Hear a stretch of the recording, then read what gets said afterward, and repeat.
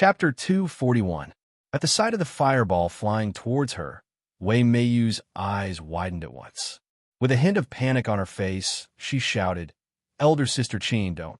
Of course, Xia Pinggan would not let the fireball hit his head. Just as the fireball flew to Xia Pinggan's side and was about to hit his head, Xia Pinggan turned his head. He didn't seem to have done anything, but a small water shield appeared in the air. When the fireball hit the water shield changed from a shield shape to a ball shape and wrapped around the fireball. There was no explosion, no fluctuation. There was only a soft chi sound in the air, like a red-hot needle falling into water. The fireball and the water ball disappeared at the same time. Everything disappeared into nothingness. The clouds were calm and the wind was gentle, as if nothing had happened. The woman was greatly shocked. Of course, she knew that her fireball would not kill anyone. However, it was her first time to see a water summoning skill that could extinguish the fireball without causing an explosion. Additionally, the flame and water vapor of the fireball didn't disperse at all. Additionally, the water shield even changed its shape from shield to a sphere. It was her first time to see such a perfect scene without any smoke or fire. Master, he's definitely a master. A thought flashed across the woman's mind. However, didn't Wei Meiyu say that the scumbag who had been pestering her had just become a summoner? Even if he had mastered some water summoning skills, he couldn't control them so precisely and subtly. Xia Pinggan looked at the woman with long red hair and a hot figure in a leather windbreaker. Although her lips were a bit thick, she looked sexier and carried an exotic charm. He then said calmly, "Miss, if you cast the fireball indiscriminately on a person, you might kill him. Elder Sister Qin, he's my friend, not that man." Wei Meiyu patted her chest nervously and hurriedly explained. Being stared at by Xia Pinggan, the red-haired woman also felt a bit guilty. However, she pretended to be indifferent as she shrugged her shoulders and said, "Did I make a mistake? I'm sorry. As a man, you're not that stingy, right? By the way, your water summoning skill is pretty good. Where did you learn it from?" "I learned it by myself." Xia Pinggan smiled faintly as he threw this trivial matter to the back of his mind. That red-haired woman walked over.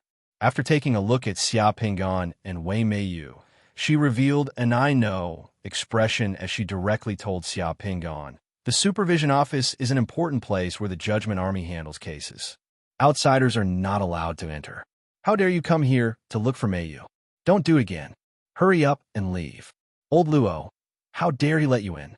I didn't expect that he had the potential to be a matchmaker at his age." Blushing, Wei Meiyu secretly glanced at Xia Pinggan. Xia Pinggan helplessly looked at the red-haired, oolong woman.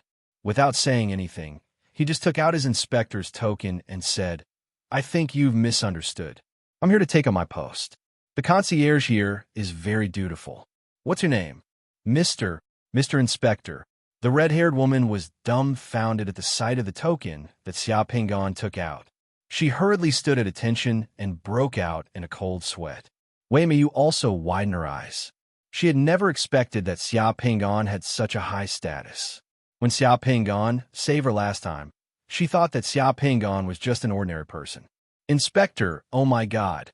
Wei Meiyu covered her mouth with her hand in surprise. "Mr. Inspector, my name is Huazi Qin." No matter how carefree she was, the red-haired woman couldn't wait to find a hole to hide in.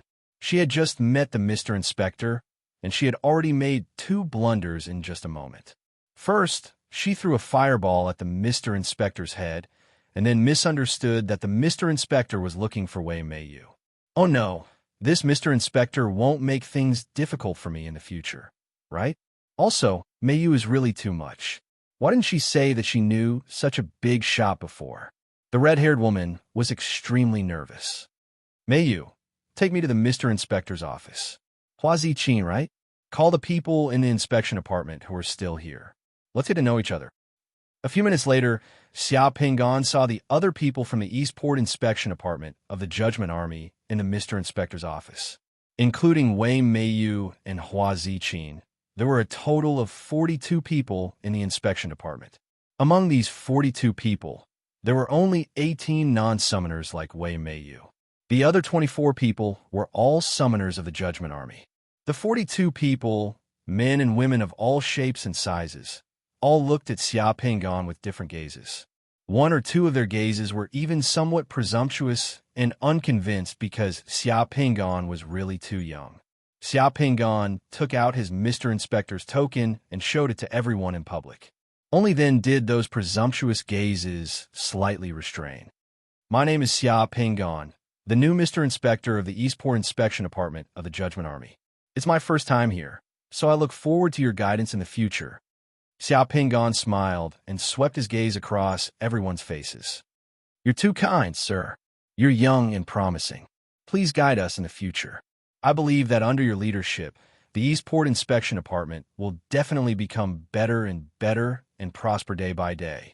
A bald fat man in his 40s jumped out of the crowd with a smile and flattered Xia Pingan with a flattering look. When this guy was flattering, Xia Pingan found that everyone in the room looked normal.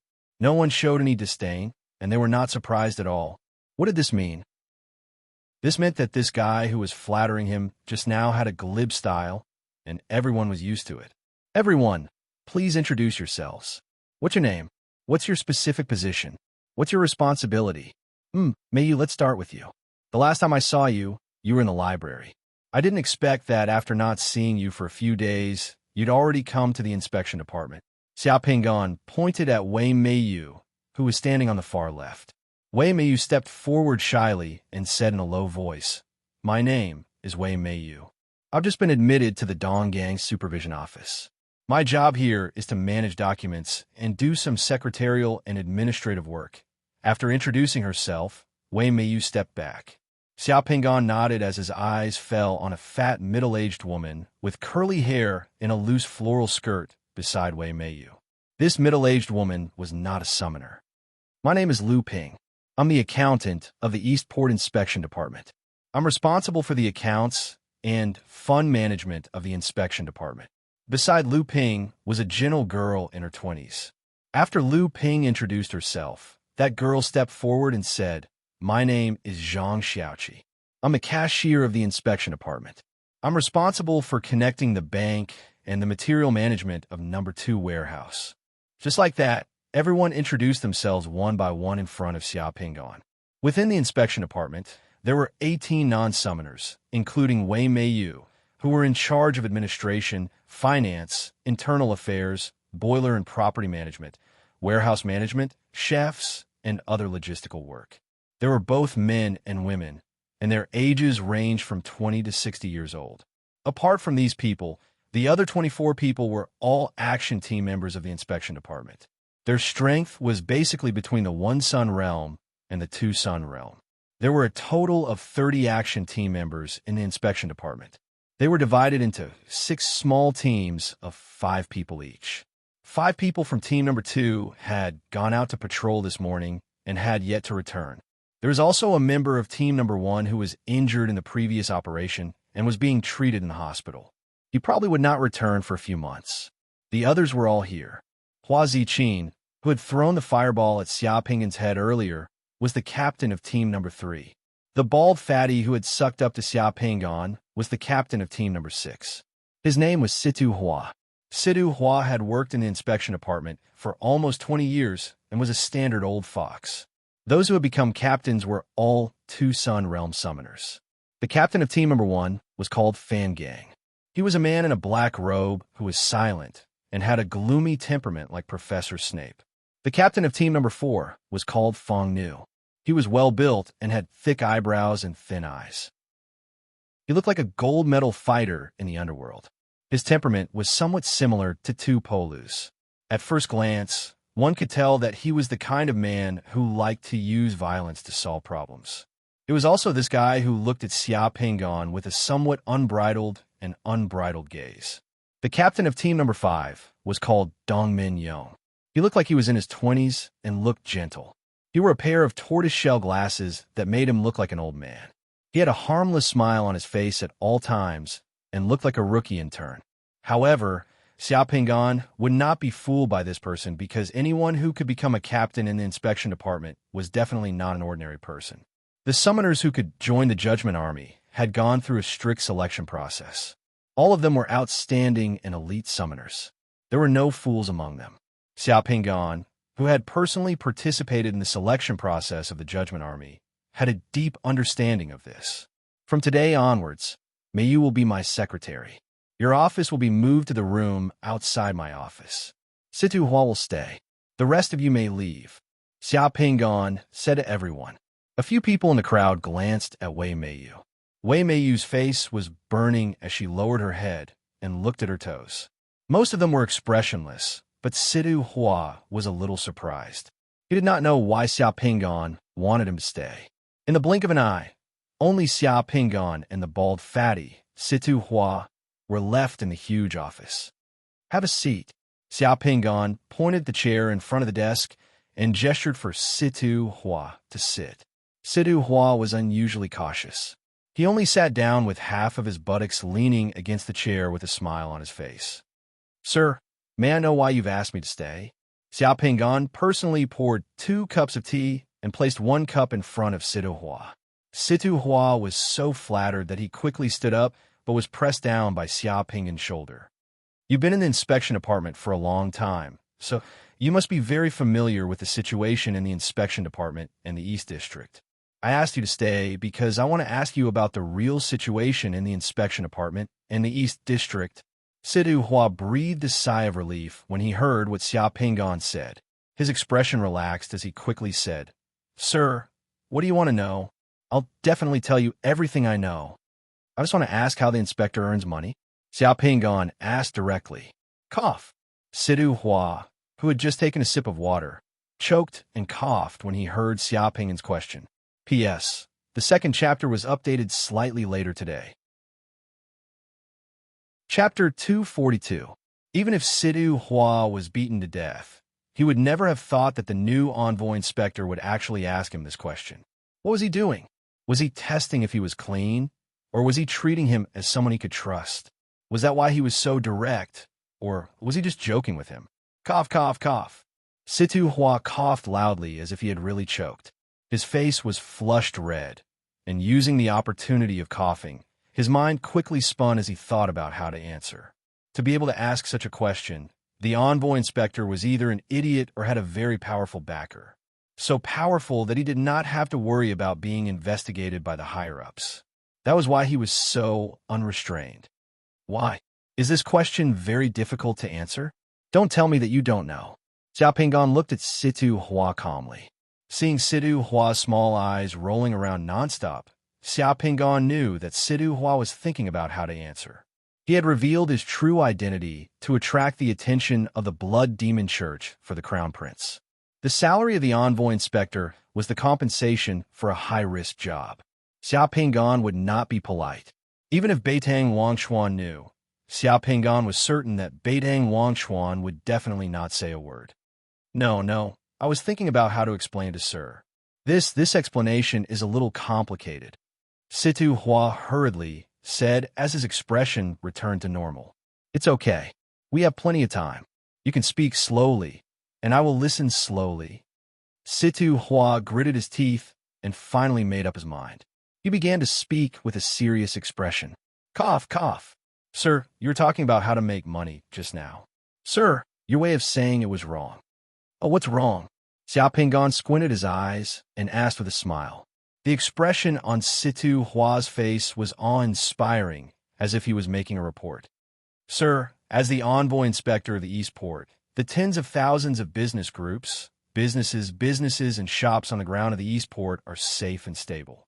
The safety of the lives and properties of the millions of people in the Eastport and the safety of the cargo ships of all sizes at the docks is all thanks to you. Although there is a police station in the Eastport, the police station can only deal with some ordinary matters, such as catching thieves, resolving disputes between ordinary people, and maintaining the order of the market. When the police station encounters summoners and people with various special abilities, ordinary policemen are not even considered cannon fodder. They still have to rely on us, the Judgment Army, and the Inspection Department to deal with them. Sir, do you think that your position is important? Xiao Pingan stroked his chin. Now that you mention it, it is indeed very important. Of course, sir. Although we don't have many people in the inspection department, there are only about 30 summoners and 6 groups of people. However, the power and responsibilities of the inspection department are huge. As long as it's related to summoners, heretics like the Blood Demon Church, people with special abilities, or cases related to hostile forces, countries, and foreign races, we are in charge of all of them. We also have the responsibility of supervising and investigating traitors. We are the eyes, ears, and arms of the Judgment Army. Behind the inspection department stands the entire Judgment Army and His Majesty. Once something happens that we can't solve, we can immediately summon the combat strength of the Judgment Army. For ordinary organizations, the people of the inspection department are one level higher than the officials. Not to mention others, even the police chief and the district mayor of the Eastport have to be courteous to you. Sir, do you think that your position is important? It seems to be a bit important. Xia Pingon nodded with a serious expression. So, since you have such an important position and hold such great power, it's only natural for you to be treated well. It's also natural for you to earn some money to support your family. Don't you think so, sir? Situ Hua was agitated. Yes, you should. No one can work on an empty stomach. Xia Pingon sighed. Sir, you are right. Why do you need to earn money? That sounds so bad. Moreover, it's illegal to embezzle money. How could you do such a thing? I'm the first one who doesn't believe it. However, there are too many places in the Eastport that need your care and guidance. You have to find a way to take care of all of them, right? Otherwise, you will be derelict in your duties. Am I right, sir? That's right. Tell me, which places need my care? There are more than 470 large-scale brothels, bathhouses, restaurants, and clubs in the Eastport. These places have always been a mix of good and bad. Various Jianghu characters and summoners often visit these places, and there are often various disputes. Do you want me to take care of these places? Yes, of course. Therefore, the security of these places can't be taken care of by ordinary people. It must be taken care of by those security business groups that are reliable and trustworthy. Sir, you can guide those security business groups to work, maintain local order, provide them with business guidance, introduce jobs to them, take some shares in those security business groups, and earn some hard-earned money every month based on your ability. This is your income. It's clean and above board. Why do you need to earn money? Yes, it's indeed an income. It's clean and above board. Xia Pingon nodded, thinking this is using the security business group as a white glove to accumulate wealth. Separated by such a layer, it is indeed much safer. Is there anything else? In addition, most of the things in the Eastport are those big ships and warehouses at the docks. All kinds of people gather in Shangjing City. The ships and warehouses at the docks are the key areas under the control of the inspection department. Heretics and dissidents of hostile forces often come to Shangjing by sea. Many commercial ships also hide prohibited items. Sir, you should pay more attention to these places. Those ship owners and the bosses and managers of the docks and warehouses also need your protection. Am I right, sir? Yes, you're right. How do I protect them? Docks, harbors, warehouses, and ships are most afraid of accidents. When something happens in these places, it will be a big deal. Therefore, they have to buy insurance every year. If something happens to them, they will have to pay for the insurance so as not to go bankrupt. Which insurance company is reliable and powerful? It's up to you, sir. You should take some shares in the insurance company and get some bonus every month. Well, the white glove that makes money in these places has directly become an insurance company. This inspector really knows how to make money. Xia Pingon sighed inside as he continued to ask, what if the owners of these docks, harbors, warehouses, and ships don't buy the insurance company that I recommend? If they don't buy the insurance company that you think is reliable, they might have a guilty conscience. For example, for those warehouse owners and managers, you only need to wait until their warehouses are full of goods and then close them to check the suspicious items. Otherwise, you can ask the warehouse owners and managers to take out the goods and check them one by one. Those warehouse owners and managers will piss their pants. Once it involves a heretic, a summoner's case, a ship carrying prohibited items, or a sailor on the ship, you could detain the ship at the dock and make it unable to move. Those ship owners and managers will kneel down and beg you to let them go. It's the same for the docks. You only need to issue an arrest warrant or seal to make those people cry for their moms and dads. Ahem, of course, you're honest and upright, so you won't do that. These methods are only used to deal with those with evil intentions. Is there anything else? There are also the various horse and carriage businesses, broker businesses, force businesses, and wine businesses in the East Harbor District that you have to take care of. These businesses are managed by various guilds and chambers of commerce. You don't have to explain to the people in these businesses. You only need to arrange for lawyers to be their legal advisors, and they will naturally understand and know what to do.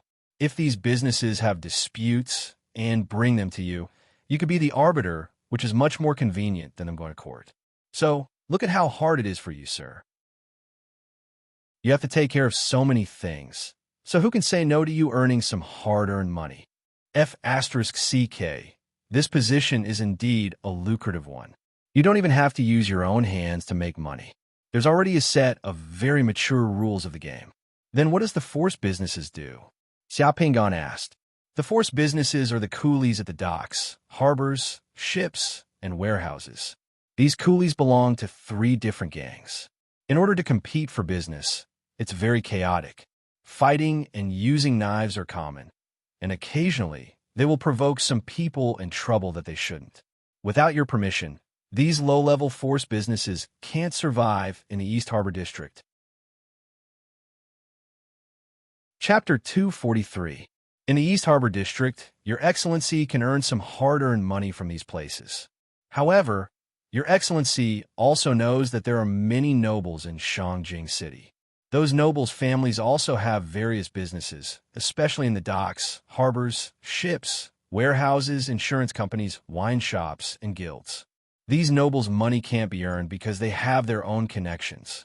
For the sake of your own future, Your Excellency has to take care of them. If these nobles' businesses encounter any trouble, Your Excellency will need your help to settle it. Of course, the shopkeepers who make money for these nobles are also shrewd people. They won't take the initiative to find trouble for Your Excellency. Usually, they also have some manners and get along well with each other. Sidu Hua honestly explained what kind of money could be earned and what kind of money could not be earned. Xiaopingan nodded as he roughly understood. What are the businesses run by those nobles in Shangjing City?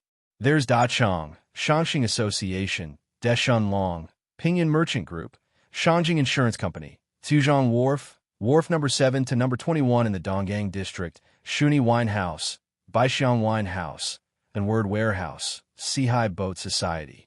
Situ Hua listed 70 to 80 names in one breath, as if he was familiar with his family treasures. If anything happens to these businesses, Your Excellency, you can either pretend not to see it or find someone to remind them. Don't make a big fuss. Okay, I see. Xiaopingan nodded and smiled. What about the salaries of the other people in the inspection department? The inspection department has 2 sources of income. The regular income of the inspection department is divided into 2 parts. One part is the allocation from the Judgment Army, which is about 17,000 gold coins per year.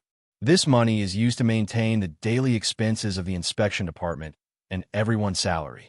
For me, the monthly salary of the inspection department is 59 gold coins. A summoner of the One Sun realm gets 39 gold coins. Sir, you get 89 gold coins. The salary of the other people in the inspection department is not much compared to us, but it's considered a high income among the ordinary people in Shangjing City. It's not bad. Other than this fixed salary, everyone's other income comes from the bonuses for handling cases. Haha, I didn't expect the summoners in this world to be superstitious. I wonder if the superstitious habits of the summoners on Earth came from this world. Xiaopingan thought to himself, oh, how we get the bonuses? It's very simple. For example, Your Excellency found a group of cultists who threatened Shangjing City in the Donggang District. After those cultists were eliminated, they would naturally leave some properties that could be seized. Cultists couldn't run around naked in Shangjing City, right? For example, some ship warehouses trafficked and stored contraband goods. We can also check them. 20% of the assets of the cultists, contraband goods that we seized and fines will be returned to the inspection department. Your Excellency has the right to decide how to distribute the money of the cultists in the inspection department. Generally, Your Excellency will own 30% of the profits and 70% of the rest. Of course, if something's Your Excellency or any risks, Your Excellency, Your Excellency. How much is this bonus? Situ Hua smiled slyly and said, sometimes it's high, sometimes it's low. It depends on Your Excellency's ability and our luck. For example, when we investigated the Blood Demon sect a few days ago, those remnants of the Blood Demon sect had a lot of properties in Shangjing City. Some of them were extremely rich and didn't face much danger. The inspection department that was assigned to this task made a fortune. That's luck. Xia Pingan smiled slightly. What luck? I'm the one who paid dividends to the Judgment Army. Now that you mention it, it's indeed luck. By the way, what are you most afraid of when you work in the inspection department? The people working in the inspection department in Shangjing City are most afraid of encountering those inspectors who don't care about the lives of their subordinates and would push their subordinates out to take the blame. Your Excellency, believe it, there are many inspectors like that in Shangjing City. Whoever meets them will be unlucky. Situ Hua sighed and said, it's not easy to establish a foothold in Shangjing City. Situ Hua let out a sigh as he said, prices in Shangjing City are very high. It's not easy to establish a foothold in Shangjing City. Even our Judgment Army has limited cultivation resources. If we want to buy realm beads and spiritual sense crystals, we need to spend a lot of money. Based on our fixed salary, we can only afford 1 or 2 realm beads at most. If we want to start a family or get married outside, we will need to spend more money. Nobody dislikes the inspectors who can give us more bonuses. What do you think, Your Excellency? Hee. Situ Hua was admonishing me in a roundabout way. Xia Pingan faintly smiled. Fine, I've got it. Go inform those directors of Lixing in Dongying District and Carriage and Horse Company that are under my care to come to the Supervision Department for tea this afternoon. I'll have a chat with them. Yes, Your Excellency. Situ Hua hurriedly nodded. No, you can go now. Okay, I'll go. Situ Hua nodded as he stood up from his seat. After retreating a few steps, he turned around, opened the door of the office, and walked out. The moment Situ Hua walked out, Wei Meiyu walked in. Wei Meiyu lowered her gaze and blushed slightly. She was a little reserved and didn't even dare to look at Xia Pingan's face. Until now, Wei Meiyu still felt that everything that had happened today was like a dream. She found it hard to believe that Xia Pingan, who had saved her, was actually a high-ranking envoy inspector. Of course, as a woman, it was inevitable for Wei Meiyu to have some special thoughts when she saw that Xia Pingan had asked her to be his secretary the moment she arrived. For a woman, the position of secretary was actually a very ambiguous position in the face of a man with a high position and power. The weird looks of those people in the inspection department just now were enough to explain everything. Your Excellency, the head chef asked me to ask if you want to arrange a welcome banquet for Your Excellency in the inspection department today. Also, do you have any dietary restrictions? Wei Meiyu asked in a low voice. Well, tell the head chef that there's no need for a welcome banquet. Everything will go on as usual. Also, I don't eat onion, garlic, chives, coriander, and coriander. Onion, garlic, chives, and coriander were the 5 meat in the usual sense. Since he came into contact with some cultivation methods in his previous life, Xia Pingan did not eat these things. Meat made one dizzy. Although the summoners in this world did not abstain from food, Xia Pingan's eating habits remained. Well, okay, Wei Meiyu said as she was about to leave. Wait a minute. Xia Pingan stopped her. Wei Meiyu's body stiffened at once, and her cheeks became hotter. Your Excellency, is there anything else? Don't stand there. Sit down and talk. Sitting in front of Xia Pingan, Wei Meiyu closed her legs tightly, put her hands on her knees, and grabbed the fingers of her left hand with her right hand.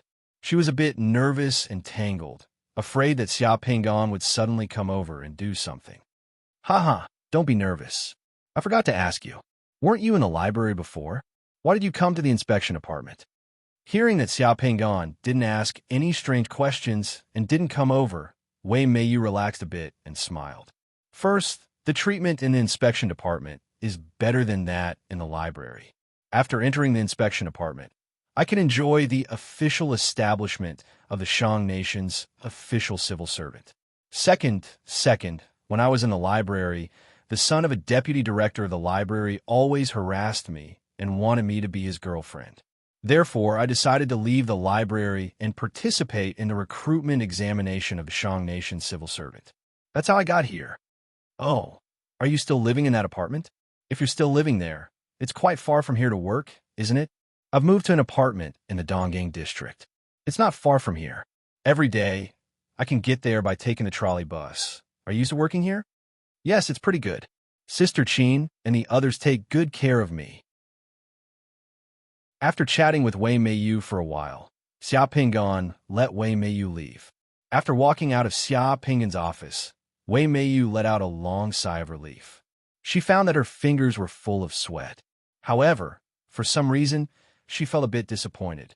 After Wei Meiyu left, Xia Pinggan didn't stay idle. He directly left the office and walked around the entire inspection department. He looked around the office of each team, the document room, the warehouse, the evidence room, the finance room, the equipment warehouse, the dining room, etc. Finally, Xia Pinggan came to the underground prison of the inspection department. The underground prison of the inspection department was a bit like the detention center of a police station.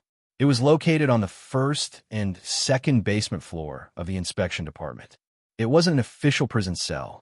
It was only used to temporarily imprison people who were arrested for various reasons. Of course, although it was temporary, the inspection department could still imprison you for 3 to 5 years. There were 5 internal guards of the inspection department guarding the underground prison of the inspection department. It was a perfect team. These internal guards were all strong people who knew a bit of martial arts. They weren't summoners, and their daily jobs were very simple.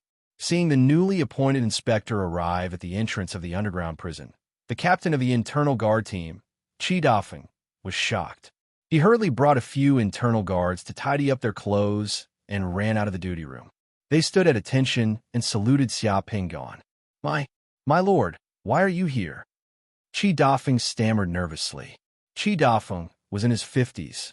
He was tanned and strong. One look, and you could tell he was a very dutiful person. He had also been an internal guard of the inspection department for more than 10 years. I just came down to take a look. Xia Pinggan smiled. The prison of the inspection department was much cleaner than he had imagined. Looking down from the entrance, the underground prison didn't feel dirty at all. There wasn't a speck of dust on the stone floor of the underground prison. The ventilation was smooth, and the gas lamps on both sides of the corridor were lit. It looked very clean. Your management here is good. It's better than I thought. After receiving Xia Pinggan's praise, Qi Dafeng wasn't so nervous. He was a bit happy. The prison of the inspection department doesn't imprison many people. The serious criminals have all been transferred away. There are only about 10 people locked up now, so it's not that messy. Let's go. Accompany me to take a look. Yes. Qi Dafeng pulled himself together. He took the key and opened the prison door. He brought Xia Pinggan to patrol the underground prison. P.S. Today's second chapter will be slightly later. Chapter 244. The people locked up in the prison were all wearing black metal shackles on their necks, hands, and feet. The shackles were connected by black chains, and they were all squeezed into a cell that was more than 10 square meters in size. They looked at the group of people walking into the prison with wooden, fawning, or fearful expressions. The metal shackles on their bodies not only restrained their godly power, but also their bodies.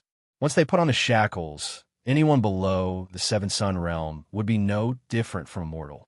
It would be even more difficult for them to move around with things weighing a few kilograms on their bodies. 2 keys were needed to open the shackles. One key was in the hands of the inner guardian team, and the other key could only be obtained after Xia Pinggan signed it. Qi Dafeng walked around the prison while explaining the situation to Xia Pinggan. My lord, I'm innocent. Please let me out. I won't dare to do it again. I really didn't do anything. A pleading voice came from a nearby cell. A bearded man with a sallow face dragged his shackles to the side of the cell. He stretched out his hand pitifully and begged loudly. What crime did this person commit? Xiao Pingan glanced at the man and asked. This person is a suspect. A month ago, a woman was raped in her home at night. After investigation, it was discovered that it was done by a summoner. The summoner who committed the crime used a spell to imprison the women and then started the crime. The police couldn't handle the case and couldn't catch the perpetrator, so it was handed over to the inspection department. After the inspection department received the case, they arranged for a few teams to patrol the area. In the end, a second team patrolled the area where the crime happened and found this person sneaking around the civilian area in the middle of the night. They arrested him. Once he was arrested, the woman's rape case was solved, so he was locked up here. Sir, I'm innocent. I'm innocent. I was only following someone outside that night. I'm a bounty hunter, not a rapist.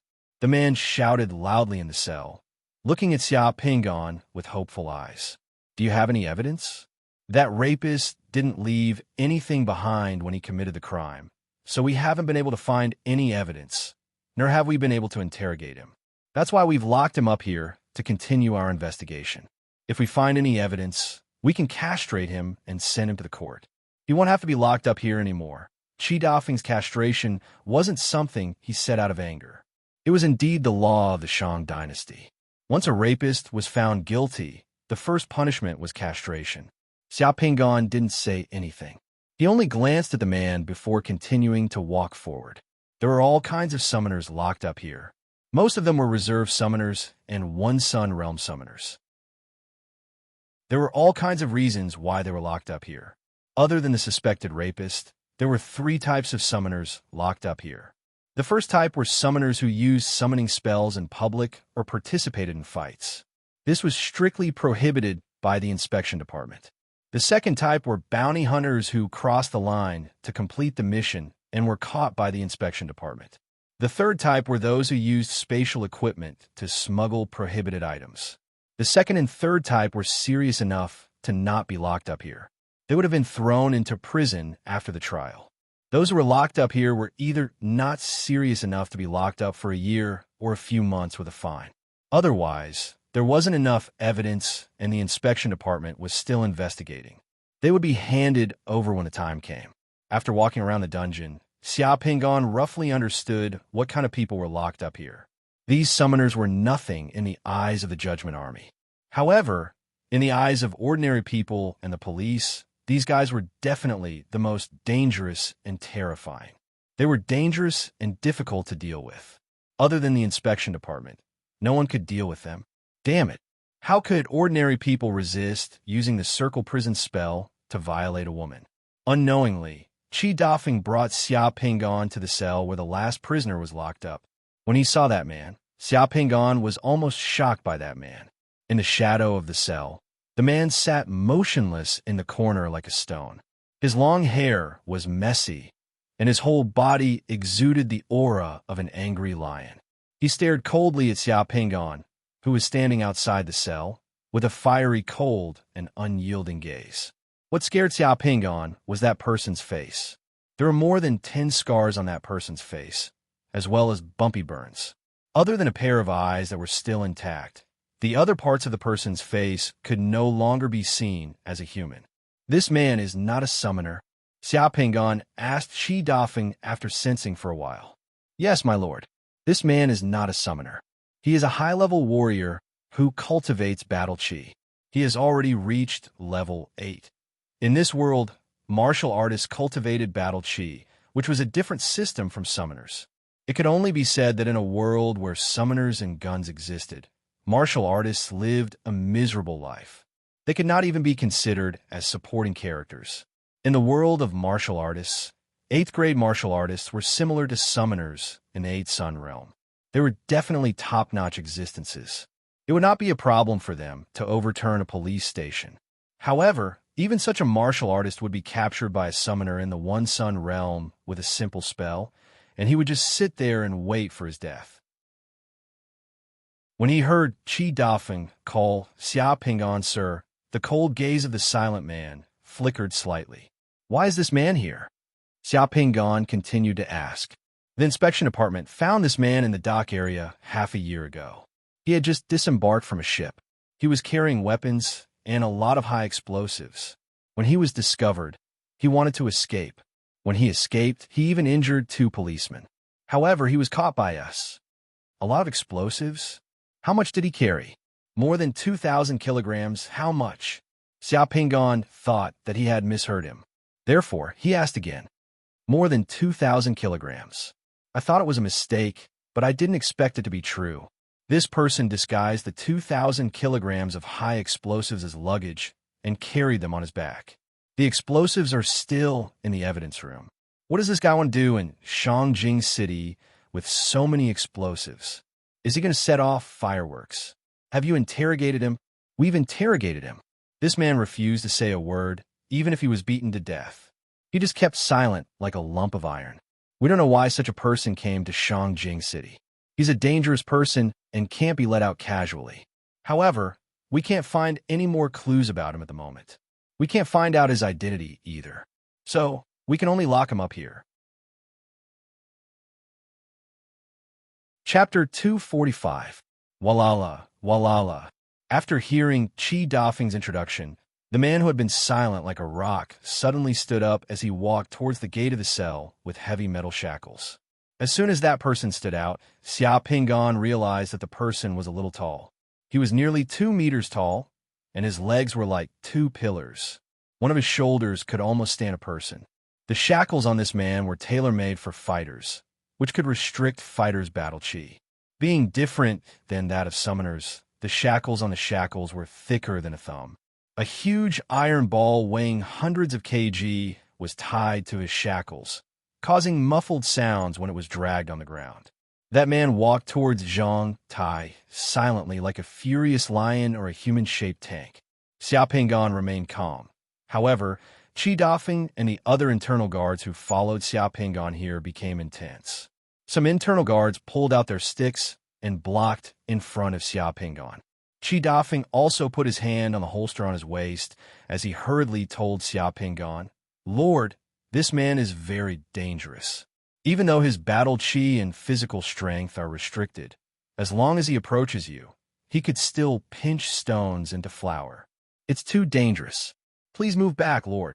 That man walked to the front of the iron bars and grabbed the alloy iron bars with both hands. He then put his terrifying face on the iron bars, which looked like a weathered, cracked rock, and gazed at Xiao Pingon with icy and oppressive eyes. Xiao Pingon smiled and separated the internal guards in front of him. Instead, he walked a few steps closer to the cell gate and almost touched the iron bars. He calmly looked at the person who was walking towards him. "What do you want to say to me? If you don't speak, you might be locked up for a very long time. They're all afraid of me. Aren't you afraid of me?" That man finally opened his mouth in a hoarse, muffled, and powerful voice. Qi Dafeng was so nervous that he broke out in a cold sweat. He was afraid that the man's hands would reach out from behind the bars. At the same time, he was also shocked because this was the first time the man in the cell had spoken since he was captured. "Why should I be afraid of you? If you did something bad, you should be afraid of me." "Bad things? Ha ha!" That man suddenly burst out laughing, which caused the entire cell to shake. The man suddenly grabbed the iron bars with both hands, causing the iron bars that were even thicker than Child's arm to creak. The man's aura turned berserk as his eyes turned blood red. "Do you know what's bad? We're bad people. Would a real devil stay in a prison cell? Do you know how dirty Shangjing is? Shangjing City is indeed not very clean. There are also many scumbags outside. You don't have to say this. I can only do my best to make this world cleaner and let those scumbags receive the punishment they deserve." The man's berserk gaze was somewhat restrained.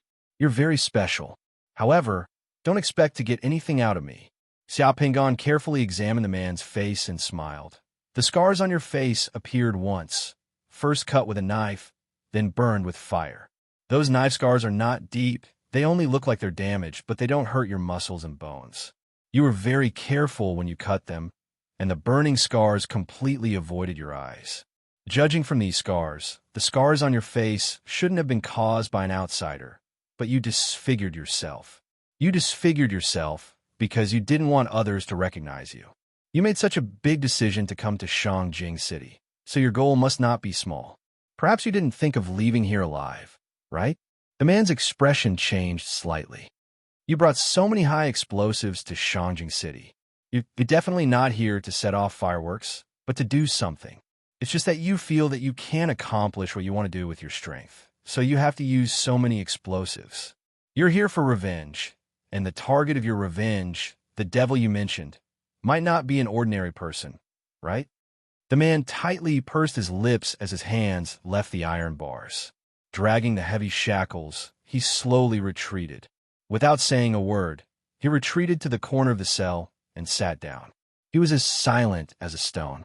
Xiaoping's gaze swept across the iron bars of the cell. Just now, he could already see 2 rows of clear fingerprints on the iron bars. The guy in the cell was too terrifying. Even with his strength limited, he was already like this. If his strength was not limited, an ordinary person would be as weak as an egg in front of such a person. I'm Xiaoping, the inspector of the Eastport Supervision Bureau of the ruling army. You can tell me when you want to give an explanation. Xiaoping said as he turned around and left with Qi Dafeng and a few internal guards. Sir, I'm innocent. Let me out. I really didn't do anything. The man who was suspected of being a rapist was still shouting in the cell. Xiaoping glanced at the cell number of that person. It was cell number 11. He didn't say anything and just left directly. After coming out of the cell, Xiaoping returned to his office. When he saw Wei Meiyu at the door, he ordered her, "Find me the file of the person in cell number 11 in the underground prison. Then call Hua Ziqin over." Yes. Wei Meiyu hurriedly put down the things in her hands and went to get the file. However, Wei Meiyu soon brought the file over. It was a thin file bag. Then, she went to call Hua Ziqin. Xiaoping was looking at the file of the rapist in his office. In less than a minute, Hua Ziqin arrived. Hua Ziqin was a little apprehensive. She didn't know if Xiaoping wanted to settle the score with her. Hua Ziqin's eyes darted around as she arrived at the office. Her nerves were stretched taut as she was afraid that Xiaoping would make some strange request. "Sir, you called for me?" "Yes, there's something I need you to do." Xiaoping's eyes were on the file. He didn't even raise his head to look at her. "What's the matter? Do you know the person in cell number 11 in the underground prison?" "Sir, are you talking about the rapist that was caught?" Hua Ziqin raised her eyebrows. "That's right, it's him. Now go find those few victims and cut a bunch of hair from each of them. You're a woman, so it's more convenient for you to do this." So he wanted her to do the work. Hua Ziqin heaved a sigh of relief, but then she felt strange. "What does Sir want the hair of those victims for?" "Bring me the hair, and I'll be able to confirm if that person is truly guilty." Hua Ziqin immediately became spirited. She straightened her back and answered firmly, "Yes, I'll go right away." During lunchtime, the people from Team 2 who were patrolling outside finally returned. Xiaoping also finally met Team 2's captain, Long Chao, and the other members. Long Chao looked like the kind of person who didn't smile much, but was also shrewd and capable. The few members under him were also not bad. With this, Xiaoping could be considered to be acquainted with everyone in the inspection department. In the afternoon, the people in charge of the gangs and guilds in Donggang District, as well as the person in charge of a law firm that acted as Xiaoping's white gloves, all came to the inspection department and greeted Xiaoping in an orderly manner. Xiaoping first met them separately. After understanding the situation, he gathered them together and told them about his arrangements. In the conference room of the inspection department, the leaders of the 3 gangs in Donggang District and the owners of the 4 major law firms all sat in fear and trepidation. From time to time, they would look at Lawyer Jiang of Dong and law firm. The leaders of the 3 major gangs and the owners of the 4 major caravans were all prepared to bleed. Before they came to visit, they had heard that the new envoy inspector had a powerful background. He was like a ferocious dragon that crossed the river. It was not easy to feed such a ferocious dragon. Lawyer Jiang was also wiping the sweat on his shiny forehead. He was also a little worried. As the saying goes, a new emperor brings in new ministers. With the arrival of the new boss, it was completely unknown whether he, as a white gloves, would still be trusted and put in an important position. He was only more familiar with the previous envoy inspector but he knew nothing about the new envoy inspector. He didn't know how many people were eyeing his position and how many people in the same industry were green with envy. In the morning, Lawyer Jiang had already received the news that the new envoy inspector had come. Just as he was about to pay a visit and show his loyalty with a generous gift, he didn't expect Sidu Hua to directly send someone to inform him to come to the inspection department and say that the envoy inspector wanted to see him. Everyone in the conference room was a little caught off guard. Their hearts were pounding, and they didn't know what the new envoy inspector wanted to do. I've already understood everyone's situation. I called you here today to get to know you. In the future, everyone's money and consultant fees will still be the same. They will still be handed over to Lawyer Jiang. Xiaoping's first sentence directly made the 8 people in the conference room heave a sigh of relief. Everyone's hearts were suddenly in their stomachs. The leaders of the 3 gangs in Donggang District and the owners of the 4 major law firms were happy that this fierce dragon didn't care about their thin bones. Lawyer Jiang was happy that the new boss trusted him. Glancing at the several influential figures in the East Harbor District, Xiaoping continued, I like money, but I don't want to earn money from the poor and the poor. It's not easy for the brothers in the Li Xing and the Carriage and Horse Company to earn some money. They all work hard to earn money. I don't want to earn their money. Hearing Xiaoping's words, the 8 people in the conference room were all shocked. Lawyer Jiang, from now on, you don't have to pay me the 2,000 gold coins and legal fees that Lixing and the Carriage and Horse dealership pays every month. You can open an account in the bank and deposit the money into it as a mutual insurance fund for the workers and coachmen of Lixing and the Carriage and Horse dealership. As long as I'm in the position of inspector, I'll pay out all the medical fees for the workers and coachmen of Lixing and the Carriage and Horse dealership from now on. I'll also pay out all the funeral fees and compensation for the families of those who died of accidents from now on. I've decided on the funeral fees now, so it'll be 10 gold coins per person and 120 gold coins for the families of those who died of accidents. The amount of medical treatment will be the same. The usage of the funds in that account will be supervised by the 3 gang leaders and the 4 owners of the Carriage and Horse dealership. After being silent for over 10 seconds, Li Heihu, the head of Mighty Axe Gang, instantly pushed his chair away and stood up. He then pulled out his dagger and cut a big bloody wound on his palm.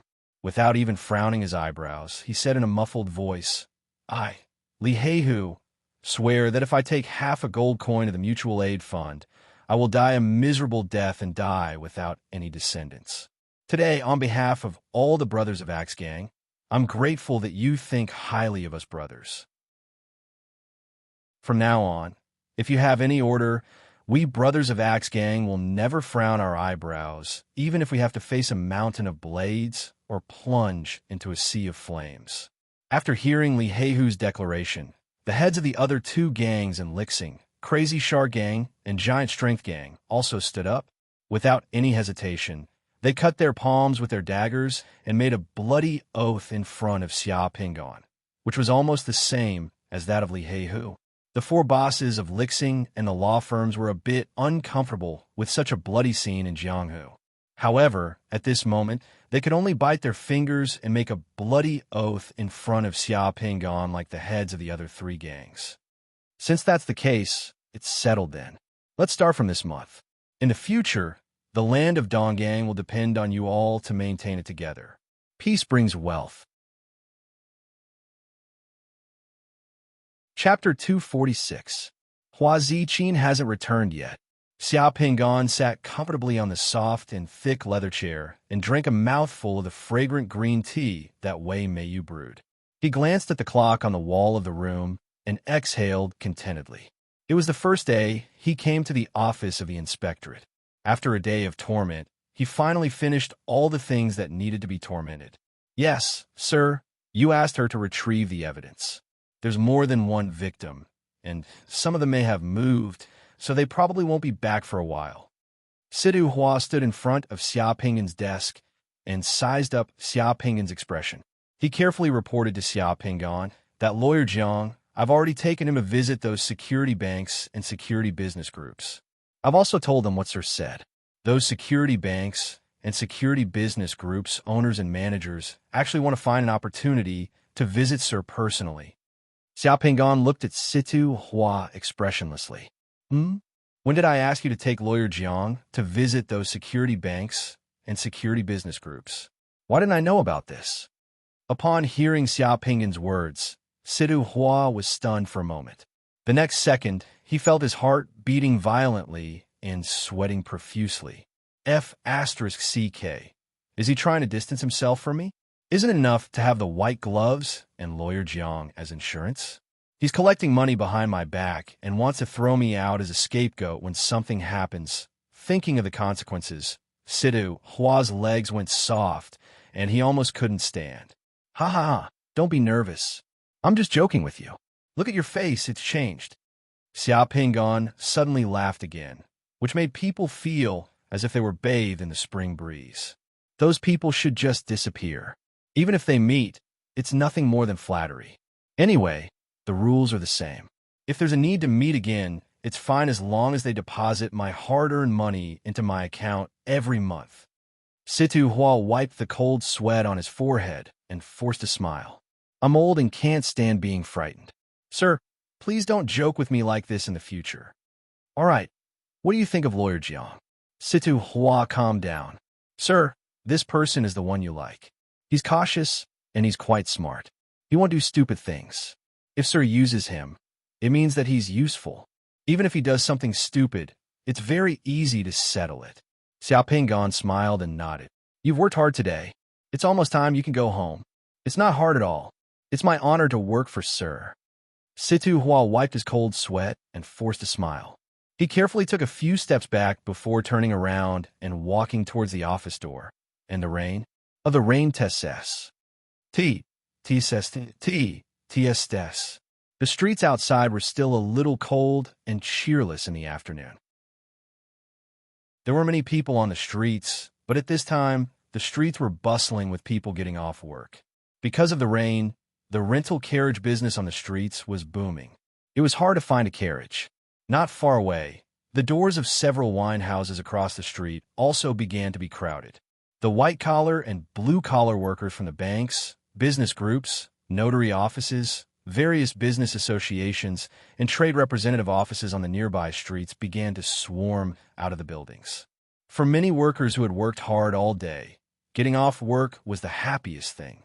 Some wanted to go home, while others missed the warm and relaxed atmosphere in the wine house with their colleagues.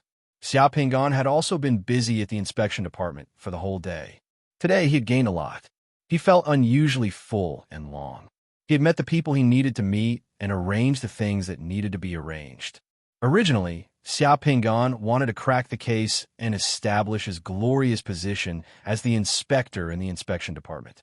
However, since Hua Ziqin hadn't returned yet, then forget it. He would wait until tomorrow. Anyway, the person locked in the cell wouldn't escape, so it wouldn't make a difference to wait for half a day. Xiao Pingan stretched, then stood up, put on his coat, and pushed open the office door. Outside the office, Wei Meiyu had already moved in and was organizing some documents. Meiyu, you can get off work now. Xiao Pingan took his umbrella and said to Wei Meiyu. Wei Meiyu quickly stood up. Sir, do you want me to arrange a carriage for you? No need. I will go back by myself. You should go back early too. Okay, I will go back after I finish organizing these documents. Xiao Pingan nodded. After pushing open the door of the inspection apartment, the cold wind outside blew in, making people feel refreshed. Xiao Pingan went down the stairs, went around the fountain, and came to the door. Luo Lao Yao, who was guarding the door, smiled and opened the door for Xiao Pingan. Just as he walked to the street outside, a four-wheeled rental carriage pulled by two black horses had already stopped in front of Xiao Pingan. Baifu Carriage Company is honored to serve you. The coachman sat in the carriage, but a young attendant in a black suit opened a black umbrella, opened the door, and respectfully let Xiao Pingan in. This kind of luxurious rental carriage was rarely seen on the road. In addition to the coachman driving the carriage, there was also an attendant who acted as a bodyguard. Some rich people liked to hire this kind of carriage when they first came to Shangjing. Baifu Carriage Company was one of the four major carriage companies in the Donggang district. Xiao Pingan saw their owner in the afternoon. Go to Tianyuan Bridge. Xiao Pingan did not decline and directly got in the carriage. This luxurious carriage was equipped with a heater, incense, a bar, and fine wine. The carriage was covered with a bearskin carpet, which was quite luxurious. The attendant and the coachman sat in the front in the wind and rain. The coachman shook the reins, and the carriage ran happily. When the carriage arrived at Tianyuan Bridge, the rain did not stop, but the sky was already dark. Since it was raining, there were basically no stalls in the night market at Tianyuan Bridge. After Xiao Pingan got out of the carriage, he directly went to the jewel forest with an umbrella. When the boss of the jewel forest saw Xiao Pingan enter, he hurriedly greeted him with a smile and helped Xiao Pingan take the umbrella. "I didn't expect you to come here today, even though it's raining. I just dropped by to have a look. I have nothing to do anyway," Xiao Pingan said with a smile. "You came at the right time. I just bought 2 new realm beads. According to your request, the price is not bad. Please sit down and drink some tea. I'll show you." As he spoke, the boss of the jewel forest directly led Xiao Pingan to the tea room behind the counter. These days, Xiao Pingan had bought a lot of realm beads here and spent tens of thousands of gold coins. He was very familiar with the boss of the jewel forest.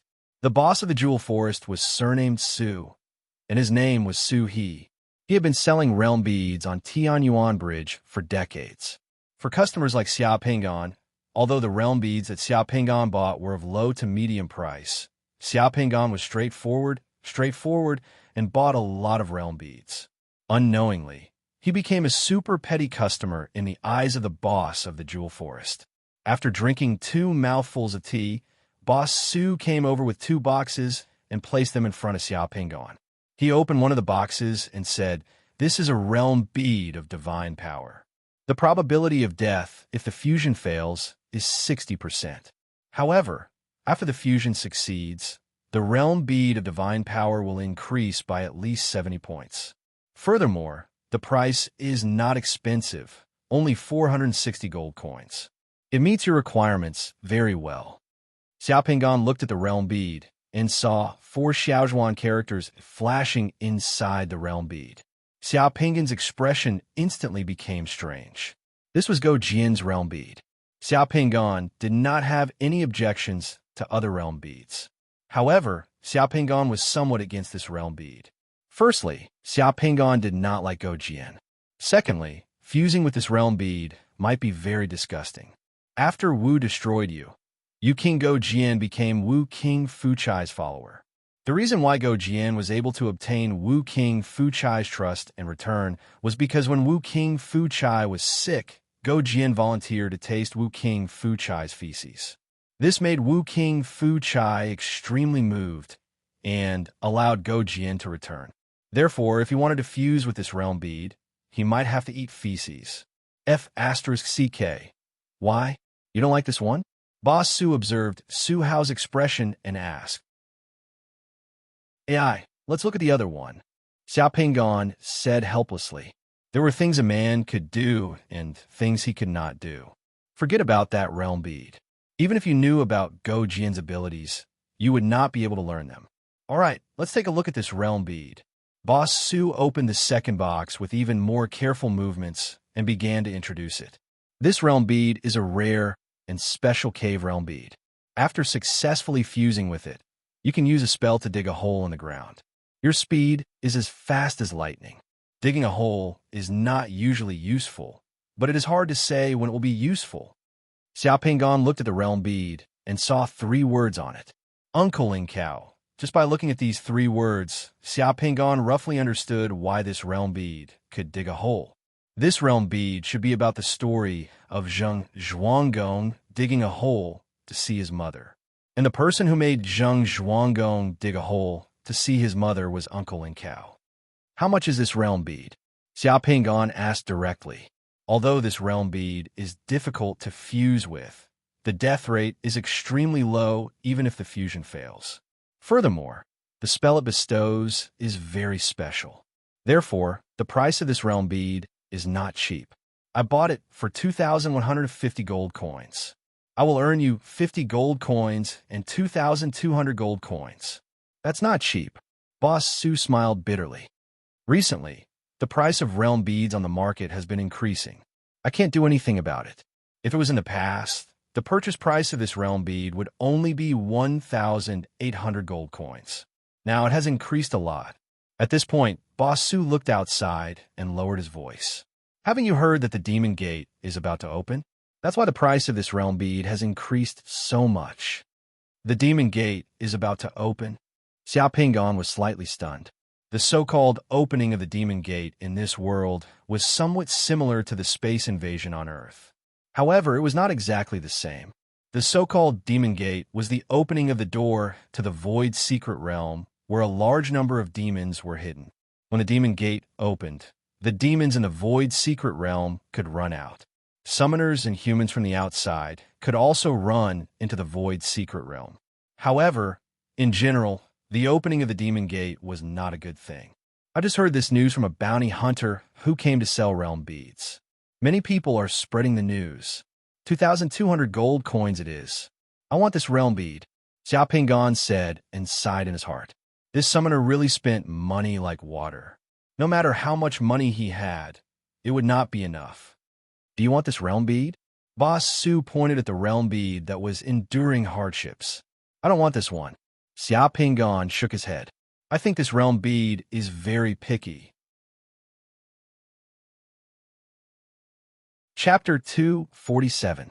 In the main hall, Uncle Zheng was sitting on the main seat. Although the aroma of the food served by the waiters filled the air and the ministers around him toasted each other, Uncle Zheng was still gloomy. His brows were tightly furrowed, and he didn't seem to have much of an appetite. This was the scene that Xiao Pingon saw when he opened his eyes. People who didn't have a spiritual force crystal and didn't know about this period of history probably wouldn't know what to say about such a scene, let alone why Uncle Zheng was so gloomy. Zheng Zhuanggong's title was actually Uncle. The title of Duke was added after his death due to the collapse of etiquette and music. Although Zheng Zhuanggong was famous in history and had left behind many stories, he could be considered one of the famous people of the spring and autumn period. However, every family had its own difficulties. Zheng Zhuanggong grew up in an environment that was extremely lacking in maternal love. In modern terms, Zheng Zhuanggong might have suffered from maternal love deficiency syndrome. According to the analysis of psychological psychology, this was something that he lacked in his childhood. He would spend his entire life searching for it. After becoming the ruler of Zheng, his own mother lied to him, secretly working with his own brother to plot against him. They wanted to overthrow him and take everything away from him. Such a family tragedy happened to Zheng Zhuanggong. Why did Zheng Zhuanggong lack maternal love, and why his mother didn't like him? These questions could be traced back to the fact that his mother, Wu Jiang, hadn't given birth to him smoothly. Zheng Zhuanggong's name was Yisheng. This name indicated that he hadn't been born smoothly. His head hadn't come out first, and it had almost taken his mother's life. Therefore, his mother didn't like him since he was born. She even hated him. This had led to the series of events that followed. Xiao Pingon looked at Zheng Zhuanggong sympathetically and sighed inwardly. Just because Zheng Zhuanggong had been born in a wrong position, it had caused a series of chain reactions in the state of Zheng. If Wu Jiang had given birth to Zheng Zhuanggong naturally, and Zheng Zhuanggong's head had come out first, many of the events that followed probably wouldn't have happened. What was the cause of Zheng Zhuanggong's dystocia? Only God knew. Maybe Wu Jiang had taken a nap in a wrong position when she was pregnant with Zheng Zhuanggong. Or maybe Wu Jiang had eaten a fruit that Zheng Zhuanggong didn't like, causing Zheng Zhuanggong to flip over in his mother's womb. If one studied history carefully, they would discover the reasons behind many major events in history. They were very strange and even insignificant. This was the butterfly effect. God had used an invisible hand to gently fiddle with Zheng Zhuanggong's position in his mother's womb at some point, resulting in wars and power struggles that affected the entire state of Zheng. Not many of these men were easy to deal with. However, compared to Go Jian, Zheng Zhuanggong's family tragedy didn't seem to be much. Zheng Zhuanggong, who was sitting on the main seat. Uncle Xia. Thank you, Your Majesty, Xiao Pingon said. At this time, a maid brought in roasted mutton. The entire hall was filled with the aroma of the mutton. The other ministers in the hall all began to eat, praising the taste. While everyone was eating the mutton, Xiao Pinggan was the only one who didn't eat. He was eating the food next to him. After a while, Zheng Zhuanggong finally noticed that Xiao Pinggan wasn't eating the mutton on the table. He couldn't help but ask, "Uncle Cow, why aren't you eating the mutton on the table? Is it not good?" "Your Majesty, this mutton is too delicious. This subject can't bear to eat it. I want to bring it home and let my mother have a taste. Please allow me, Your Majesty," Xiao Pinggan said. "Bring it to mother, mother." Zheng Zhuanggong muttered to himself. His lips trembled. He wanted to ask something. In the blink of an eye, he almost burst into tears. However, in the hall, under the watchful eyes of everyone, Zheng Zhuanggong couldn't shed tears. He just turned his head and left the banquet. After Zheng Zhuanggong left, the ministers in the hall became even noisier. Xiao Pinggan only waited for a while before he saw a eunuch beside. Zheng Zhuanggong quietly walked to his side. The eunuch lowered his head and whispered in Xiao Pinggan's ear, "Your Majesty wants to see you. Please follow me." Xiao Pinggan left the banquet and followed the eunuch beside Zheng Zhuanggong. After a while, they arrived at a garden in the palace. Zheng Zhuanggong was in one of the pavilions, standing there in a daze, looking up at the stars in the sky, his back lonely. The eunuch who brought Xiao Pinggan here hurriedly left after seeing Xiao Pinggan off. Only Zheng Zhuanggong and Xiao Pinggan were left in the garden. Zheng Zhuanggong turned around. His eyes were a little red and his voice was trembling. "Is she okay?" After He Zizi's defeat, Zheng Zhuanggong's younger brother Duan went into exile and committed suicide. Wu Jiang was imprisoned by Zheng Zhuanggong and exiled to Yingdi in the state of Zheng. Yingdi was the highest official in Yingdi. Monitoring Wu Jiang was one of his duties. The Empress Dowager misses Your Majesty every day. She regrets what she did. The Empress Dowager often tells the people around her that they are all her flesh and blood. "How could they?" Xiao Pinggan said. "She really said that?" Zheng Zhuanggong grabbed Xiao Pinggan's hand. He was so emotional that he actually burst into tears. "Yes, the Empress Dowager also can't bear to part with Your Majesty. She often says that happiness in the family is the best way to vent." Xiao Pinggan took the opportunity to say, "If Your Majesty wants to see the Empress Dowager, this humble subject can arrange it for Your Majesty." Zheng Zhuanggong's face revealed a conflicted expression. Finally, he sighed. When the Empress Dowager and second brother rebelled, this humble subject's heart was cut by a knife. I once told her that there was no way to see the yellow spring. This humble subject is known throughout the country. This humble subject is the monarch of a country. How can I go back on my words and make others laugh at me? Xiao Pinggan immediately said seriously, "What's so difficult about that? Legend has it that the yellow spring is underground and can be seen even if you dig underground. Rest assured, Your Majesty, this humble subject will dig out the yellow spring even if this humble subject has to dig 1,000 feet underground. This humble subject will allow Your Majesty and the Empress Dowager to meet each other by the yellow spring alive." Zheng Zhuanggong was immediately energized. Xiao Pinggan left Xinjing that night and hurriedly returned to Yingdi in a carriage. The next day, Xiao Pinggan brought his entourage to the place where Wu Jiang was imprisoned to see the imprisoned Empress Dowager of the state of Zheng. At this time, Wu Jiang was actually regretting her decision. She only had one son now. When she heard Xiao Pinggan's intention to arrange a meeting between her and Zheng Zhuanggong to resolve the conflict between mother and son, Wu Jiang immediately agreed. Since both of them had agreed, the rest of the matter was easy to handle. After returning to the Yamen, Xiao Pinggan immediately ordered for craftsmen to be recruited. 3 days later, Xiao Pinggan personally led several hundred craftsmen to Nyopi Mountain in Yingdi. Nyopi Mountain wasn't actually a mountain, but a low hill. In history, Zheng Zhuanggong dug to see his mother at Nyopi Mountain. After Xiao Pinggan had a few craftsmen who knew how to dig wells check the terrain, he chose a place and had everyone dig a hole at the bottom of the hill. In less than 3 days, hundreds of people dug a big hole at the bottom of Nyopi Mountain. They continued to dig in the hole and even dug out underground water. After Xia Pingan had the craftsmen set up the place, the job was done. A month later, Zheng Zhuanggong arrived at Nyopi Mountain. He followed the hole that Xia Pingan dug and went underground. Once he was underground, Zheng Zhuanggong saw a ditch filled with water. Next to the ditch was a stone tablet with the words Yellow Springs written on it. The pitch-black underground was filled with lanterns brightly lit. His mother, Wu Jiang, was standing beside the underground ditch, looking at him with tears in her eyes. When the mother and son met underground, their true feelings were revealed as they hugged each other and cried bitterly. After crying, Zheng Zhuanggong wiped his tears and left behind a saying for future generations. In the Great Tunnel, the joy is harmonious.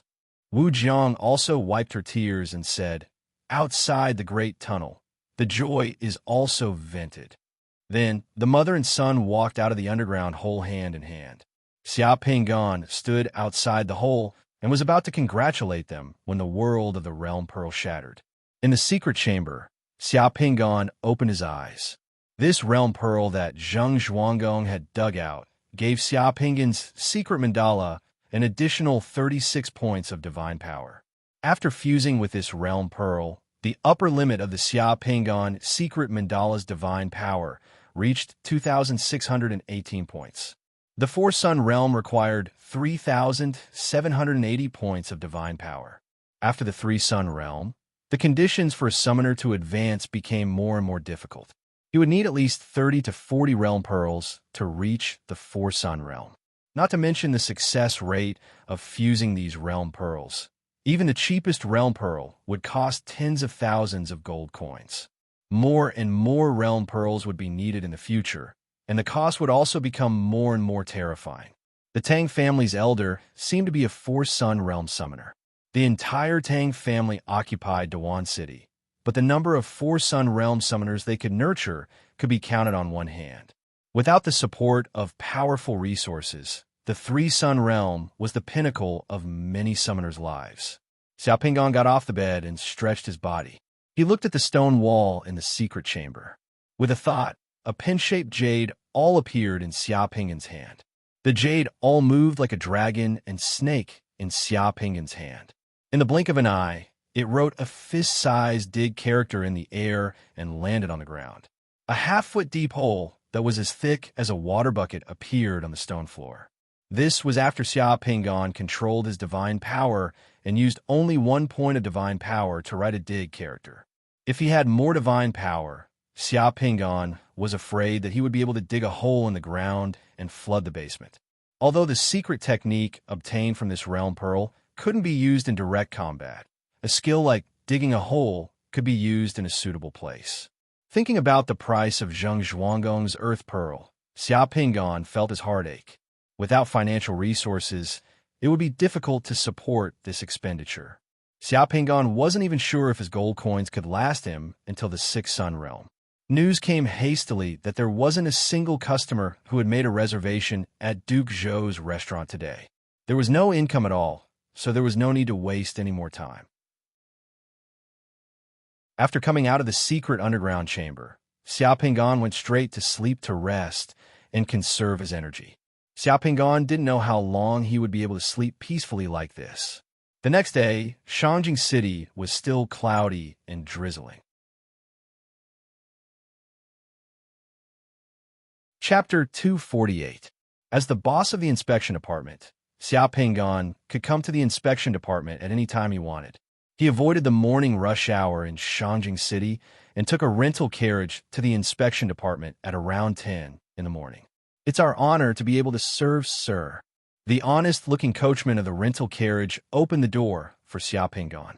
He didn't take Xia Pingan's money, but instead, he bowed to Xia Pingan and drove the carriage away. This made Xia Pingan stunned for a while before he put away the money with a bitter smile. The ability of the carriage company wasn't small. Xia Pingan originally thought that this carriage was casually called by him on the road. It seemed that the carriage company had arranged for it to wait for him on the street outside the alley. Yesterday, he left without saying goodbye in the gorgeous rental carriage. The carriage company probably thought that he didn't like to be too ostentatious, so today they arranged a relatively ordinary rental carriage for him. This was also the carriage company's intention, so Xia Pingan couldn't say anything. The entire Shangjing city was shrouded in a sluggish drizzle, and the streets were foggy. The slightly cold air made Xia Pingan have the idea of buying carriage. In Shangjing city, it wasn't very convenient to not have carriage. If he always took a rental carriage, his whereabouts would be exposed, and he wouldn't be able to take care of his privacy. However, if he wanted to buy a carriage, hiring a coachman was also a problem. If the coachman wasn't reliable, there would be a lot of trouble. When he walked to the inspection department's entrance, Xia Pingan secretly sighed. Let's take it slow. Sir, you're here. Seeing Xia Pingan enter the inspection department's entrance with an umbrella, Luo Laoyao ran out from the gatehouse with his dog and greeted Xia Pingan with a bow. Luo Laoyao's dog also crazily wagged its tail at Xia Pingan. It was quite interesting. Is Hua Ziqin back? Xia Pingan asked in passing. She's already back. She came back before dawn today. Other than the people on duty, she's the first to arrive at the inspection department. Okay, got it. Xia Pingan nodded and walked toward the building of the inspection department. From the looks of it, Hua Ziqin had been busy the entire night. After entering the inspection department, all the staff and summoners who saw Xia Pingan stood on one side of the aisle, made way for him, and saluted to Xia Pingan. When he arrived outside his office, Wei Meiyu quickly greeted him and took Xia Pingan's umbrella. Hua Ziqin, who had been waiting outside the office, also stood up. Sir, did you get it? Xia Pingan asked directly. Yes, we have. A few of the victims have moved. It took some time to find those people again. Good. Thank you for your hard work. Let's talk inside the office. Xia Pingan opened the office door and walked in, followed by Hua Ziqin. Sir, this is the hair of those women. As soon as they entered the office, Hua Ziqin opened a bag in her hand and placed a lock of hair tied with a rope on Xia Pingan's desk. It was a total of 9 locks of hair cut with scissors. The longest was more than 3 feet long, and the shortest was less than a foot long. Some of the hair even had the faint fragrance of women. Some of the victims didn't report the assault because of fear and various reasons. In fact, we estimate that the number of victims is more, maybe dozens of people. That trash really deserves to die, Hua Ziqin said with some hatred. As a woman, she deeply detested that kind of man. Yes, don't worry. We'll know soon if it's that guy who committed the crime. That guy has been unable to be convicted, and we can't find any stronger evidence. We're also worried that we might have caught the wrong person. Sir, do you have any ideas? Yes, of course, Xia Pingan said as he waved his hand and summoned the black dragon. Summoning technique? Hua Ziqin glanced at Xia Pingan doubtfully. Summoners who could summon dogs weren't rare. Most of the dogs summoned by summoners were similar to ordinary dogs. She didn't know what this dog summoned by the inspector could do. Black dragon, I'll leave it to you. Xia Pingan stroked the black dragon's head and pointed to the hair on the table. The black dragon wagged its tail and jumped nimbly onto the table. It sniffed the hair and barked twice at Xia Pingan before jumping down from the table. Let's go and take a look at the dungeon, Xia Pingan said to Hua Ziqin. He opened the door and led the black dragon in the direction of the inspection department's dungeon. Hua Ziqin also followed Xia Pingan. After going down 2 floors, they finally arrived at the internal guard duty room outside the dungeon. When Qi Dafeng saw Xia Pingan appear, he hurriedly tidied his clothes and came out to greet him. Go to the interrogation room and bring the person from cell 11 here, Xia Pingan said to Qi Dafeng. Yes. Qi Dafeng glanced at the black dragon that followed Xia Pingan and led Xia Pingan and Hua Ziqin to the interrogation room. He also arranged for his subordinates to bring the person from cell 11 here. The interrogation room was a room of less than 30 square meters. There was a metal chair fixed to the ground in the room. Xia Pingan and Hua Ziqin had just sat down in the interrogation room when the summoner from cell 11 that they saw yesterday was brought in. An internal guard opened the metal chair in the interrogation room and stuffed that guy into the chair to sit down. Then, he locked the chair and left the interrogation room. Only Xia Pingan and Hua Ziqin were in the interrogation room. Sir, I've been wronged. I've already said everything that needs to be said. I'm really not the rapist you're looking for. This is all a misunderstanding. The guy had probably been interrogated more than once as he began to complain as soon as he sat down. We'll know whether you've committed a crime or not very soon, Xia Pingon said as he pointed at that person. The black dragon, who had been sitting obediently beside Xia Pingon, rushed toward that person. Seeing the black dragon rushing over, that person cried out in fright, "Don't bite me! Don't bite me!" The black dragon naturally wouldn't bite him. Instead, it circled around him twice and sniffed around him. Then, the black dragon ran back to Xia Pingon and barked a few times at Xia Pingon. It even raised its claws twice. Xia Pingon gently stroked the black dragon's head and narrowed his eyes as he coldly looked at that person. Seeing Xia Pingon's gaze, that person's eyes flickered and he felt guilty. He swallowed a mouthful of saliva and forced a smile. "Sir, I really didn't commit a crime. Can you let me go? I'll give you one last chance. If you tell me who the other person who committed the crime with you is, I can spare your life and let you leave this interrogation room alive." Upon hearing Xia Pingon's words, that person's and Hua Zichin's expressions changed at the same time. That person's expression was obviously flustered, but he still forced a smile in the end. "Sir, I'm really innocent. I really don't know what you're talking about." Xia Pingon said softly, "You were caught by us, but you didn't tell us who that person was. First, you felt that we didn't have any direct evidence to convict you, so you wanted to get lucky. Second, you felt that as long as you could get through this, that person would definitely reward you greatly once you got out of here. It seems that that person has some status, so you're willing to risk your life to protect him. You even hoped that that person could get you out of here. Do you think I'm right?" The person in the iron chair started to turn a little pale, but he still gritted his teeth. "Sir, I'm really innocent. If you want to beat me into a confession, I'm afraid you'll get yourself into trouble." Xia Pingon shook his head. "Unfortunately, you didn't take the last chance I gave you." Xia Pingon pulled on a rope bell beside him, and Qi Dafeng immediately opened the door and entered the interrogation room. Xia Pingon directly asked Qi Dafeng, "If you want to kill someone in the dungeon, how do you usually do it?"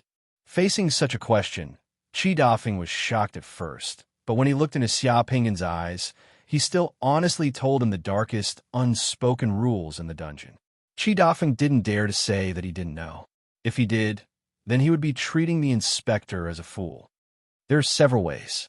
The first way is to lock the person you want to kill with other dangerous prisoners and hint to the other prisoners to kill him. The second way is to add something to his food to make him sick and die. If he doesn't have a backer, you can also poison him to death. Then, you can report that the prisoner is seriously ill and quickly dispose of the body through special procedures. You can quickly cremate him without the need for an autopsy. The third way is to make him commit suicide. You can use the sheets in the cell to hang yourself. There's water in the toilet. You can put your head into it and drown yourself. There are also some ways to hit the wall and slit your wrist. Prepare a report. The prisoner in cell 11 committed suicide today. He put his head in the toilet and drowned himself, Xia Pingon said to Qi Dafeng. As soon as he finished speaking, he pointed at the prisoner on the iron chair. An azure water ball appeared out of thin air and wrapped around the prisoner's head. The prisoner in the iron chair had his head wrapped in the water. He couldn't breathe at all and could only struggle in vain. He couldn't even scream. When he opened his mouth, he gulped down a lot of water. He wanted to use his hands to grab the water that wrapped around his head, but because his hands were shackled, they were locked in the gap of the iron chair, and he couldn't move at all. Walla! Walla! That person struggled, the shackles on his hands and feet rubbing against the iron chair and the ground, swinging back and forth, but it was useless, because no matter how he moved, the water that wrapped around his head remained motionless, soaking his head inside. Hua Zichin and Qi Dafeng watched from the interrogation room. They watched as the prisoner's face became paler and paler in the water ball. His strength to struggle became weaker and weaker, and the metal shackles on his hands and feet gradually quieted down. 5 or 6 minutes later, the man stopped moving. His body was limp and shackled to the chair. His head and hair floated in the water ball. His face was pale, his eyes were closed, and he was no longer breathing. The man's head was like a specimen soaked in formalin solution. Voila! The water ball that wrapped around his head fell and splashed on his body. Chi Dafeng suppressed the fear in his heart and walked forward. He felt the artery and heartbeat on the man's neck. After swallowing a mouthful of saliva, he reported to Xia Pingan, "Sir, the suspect in cell 11 committed suicide, drowned himself." Chapter 249. The rain didn't stop. In the crisp sound of horse hooves, 3 black carriages drove out of the gate of the Eastport Supervision Office in the rain. The 3 carriages shuttled through the streets of the Eastport district. Half an hour later, the 3 carriages stopped on a street about 4,000 meters away from the Eastport Supervision Office of the Judgment Army. This was the residential area of the Eastport district. On both sides of the street, there were many buildings and various shops related to life. Seeing the 3 carriages parked directly in the non-parking area by the roadside, 2 policemen of the Eastport district who were taking shelter from the rain looked at each other, put on their raincoats, and walked toward the 3 carriages while cursing. The doors of the 2 carriages opened, and the summoners of the Eastport Supervision Office, who were wearing black waterproof windbreakers, black felt hats, and iron gloves, quickly got out of the carriages. Their sharp eyes scanned the surroundings vigilantly. One of the middle-aged policemen who was walking over while cursing saw the people in black waterproof windbreakers coming down from the carriages. He rubbed his eyes and finally saw the symbol of the Judgment Army on the carriages and the iron gloves on the black-clothed people. His face changed, and he pulled the policeman next to him and quickly turned around to leave. "Hey, Brother Lou, why don't we go over? We can get some money." Another young policeman asked in a daze. "Why should we go over?" Those are the people of the Eastport Supervision Office of the Judgment Army. It was raining heavily just now, so we didn't see the symbol on the carriages clearly. "Let's go, don't look blindly," the middle-aged policeman scolded in a low voice. The Judgment Army Supervision Office. The other policeman's face also changed. He shrunk his head in the cold wind and didn't dare to go over again. Not to mention that the carriages of the Judgment Army Supervision Office were parked in the non-parking area by the roadside. Even if the Judgment Army Supervision Office drove the carriages to the police station, the director of the Eastport Police Station could only welcome them with a smile. A summoner of the Supervision Office came to the carriage whose door wasn't opened the door, and stood solemnly at the side. The first person to get out of the carriage was in his 30s. He was wearing a black waterproof windbreaker, and his lean face was as hard as granite without any expression. His sharp eyes seemed to be able to pierce through the rain and were unusually bright. This person was Long Chao, the captain of the 2nd team of the Supervision Office. After Long Chao, Hua Ziqin also came down in a waterproof windbreaker. The last one to get off the carriage was Xia Pingan. Xia Pingan was also wearing a black waterproof windbreaker and a black felt hat. His temperament was unusually cold. As soon as Xia Pingan's boots touched the ground, the black dragon also jumped down from the carriage. In the rain, Xia Pingan looked at the surrounding residential areas. "My lord, that rapist was caught by us in this alley." Long Chao pointed to an alley next to the carriage that was shrouded in the drizzle. "Pa!" Xia Pingan nodded and gently flicked his finger. The black dragon had already run into the alley. "Let's go," Xia Pingan said. Without saying anything else, he followed the black dragon. Long Chao, Hua Ziqin, and the other 8 members of the 2nd and 3rd teams of the Supervision Office of Dongyang also followed Xia Pingan into the alley. This was a very formal mission. Xia Pingan personally led 2 small teams from the inspection department to arrest the person. They had to catch that piece of trash who was still at large. According to the information provided by the Black Dragon, there was one more person who violated those women. Other than Xia Pingan and the 2 team captains, the other team members were all fully armed. Inside their black waterproof windbreakers, each member carried a gun and other equipment. To the members of the Judgment Army, the iron gloves were symbolic equipment. The Judgment Army's iron gloves were a summoner's magic tool. In addition to being able to deal with martial artist swords, spears, and arrows in close combat, it could also isolate poison. The magic crystal inlaid on the iron gloves could also store up to 200 divine power points of magic, which could be quickly released when needed. The black dragon's ability was not only to smell, but also to smell and track the aura of souls. After entering the alleyway, Black Dragon circled around the alleyway, then directly ran to the other side of the alleyway. In the drizzle, Xiao Pingon led 10 people and followed behind the Black Dragon. The Black Dragon passed through the alley and came to another street. After passing through a residential area, they entered a 6-story apartment building. After coming out of the apartment building, the Black Dragon barked a few times at Xiao Pingon, who was waiting at the bottom of the building. Like a hunting dog that had locked onto its prey, it began to run toward the street outside the apartment building. Xiao Pingon said to Long Chao and Hua Ziqin, "The Black Dragon has already found another person. That person is also a summoner, and he's a 2-sun realm summoner. He's not old, around 25 years old. As the saying goes, rabbits don't eat grass near their burrows. That person probably doesn't live in the Eastport district, but in another district of Shangjing City. After the second team caught him here, they scared him away. The case happened in the Eastport district. Since we found clues, we can cross districts and find that piece of trash." Long Chao said coldly.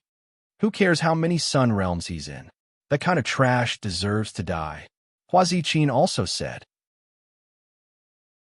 Previously, Long Chao and Hua Ziqin did indeed have some doubts about the Black Dragon's ability. However, after Xiao Pingon said that the person was a 2-sun realm summoner and could even say his approximate age with certainty, the two of them no longer had any doubts. The Black Dragon led the way in front, while Xiao Pingon and the other 11 people followed behind the Black Dragon. Normally, such a combination would definitely attract attention. However, it was raining today, and there weren't many people on the streets. Therefore, there weren't many people who encountered Xiao Pingon and the others along the way. Occasionally, they would encounter them, but when they saw the imposing manner of Xiao Pingon and the others, they could only avoid them and not dare to ask. Moreover, the Black Dragon took the roads and alleys that were sparsely populated, which was a bit like the escape route of that person. This way, there would be even fewer people they encountered. The Black Dragon passed through the Eastport District's Sea God Avenue and headed west. After leaving the Eastport District jurisdiction, he headed north and shuttled through the streets and alleys.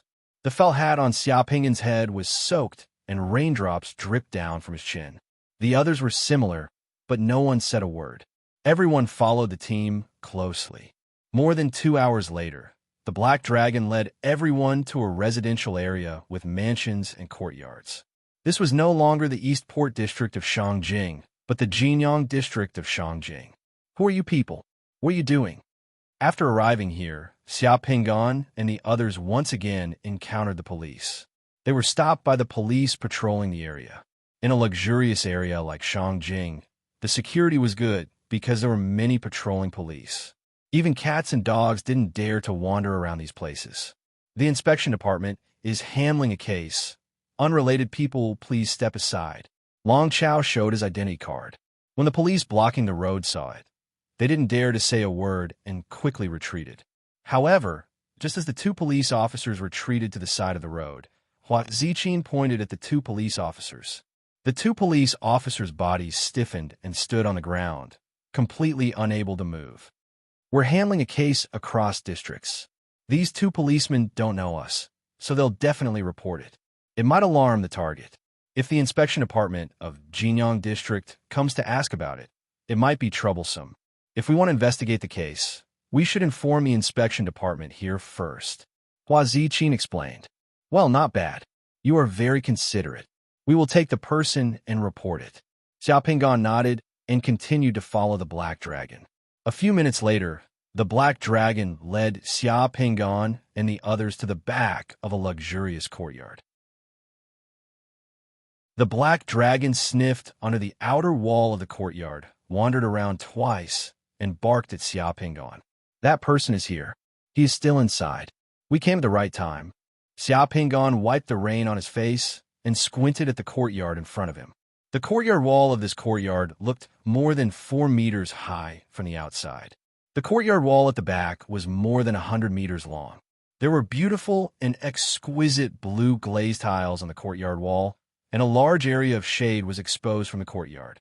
Behind the courtyard wall, there was a secret passage that was connected to the river outside with an iron gate. Here, there was an oppressive aura of wealth. In Shangjing City, those who lived in this kind of courtyard were not ordinary people. They were either rich or noble. This courtyard, without millions of gold coins, probably couldn't be bought, let alone in this kind of area. If Xia Pinggan wanted to buy a courtyard with millions of gold coins now, he would be reluctant to do so even if he had the money. They didn't expect to come here to arrest people. The others who followed Xia Pinggan here were a little hesitant. The rich and noble in Shangjing City were generally connected. The people who lived here were definitely not ordinary people. P.S. I will update a chapter today. The second chapter will be added tomorrow.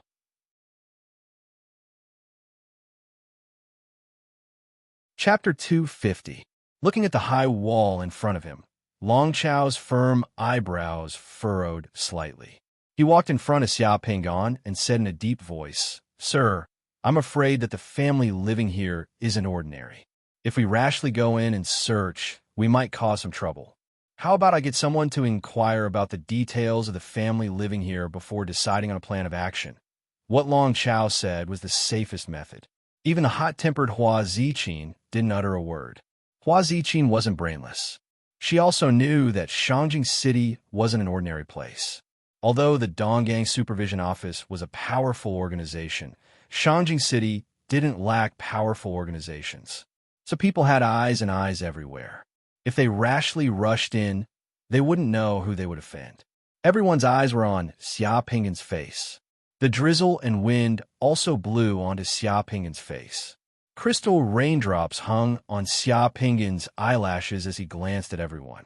"I know what everyone is worried about, but we've already chased him here, and we've already confirmed that the trash is inside. Only by going in can we determine who that person is, and only then can we bring that trash to justice. If we delay this time, that trash will be alerted and think of a way to run away, or directly leave Shangjing City. How can we find him? With that trash's behavior, who knows how many innocent women will be harmed in the future? In Shangjing City, except for the Imperial City, we can't search at will. In other places, even if it's government agencies at all levels, they can openly search. Today, no matter who that person is, I must arrest that person and bring him back to the supervision office. I'll take all the responsibility. If there's a problem, I'll take care of it. If you're worried, you don't have to come."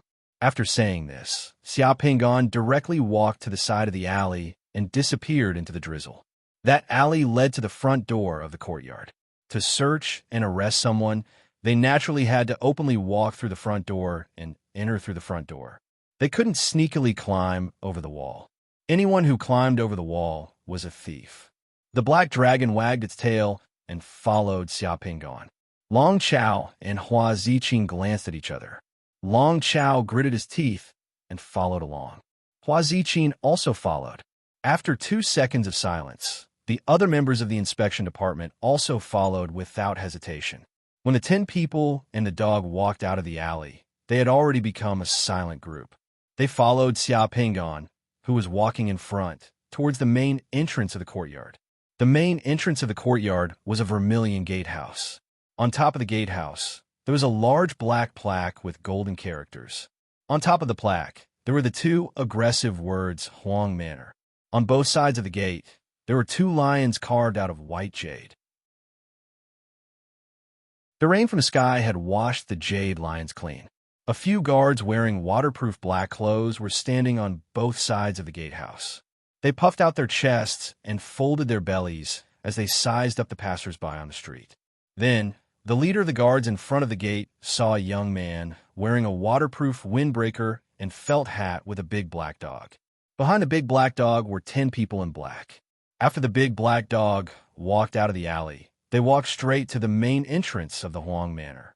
The leader of the guards had seen the world. When he saw that some of the people in black were wearing iron gloves behind the young man, his eyebrows twitched. He guessed the identity of these people: the inspection department of the Judiciary Army. However, what were the people from the inspection department of the Judiciary Army doing here?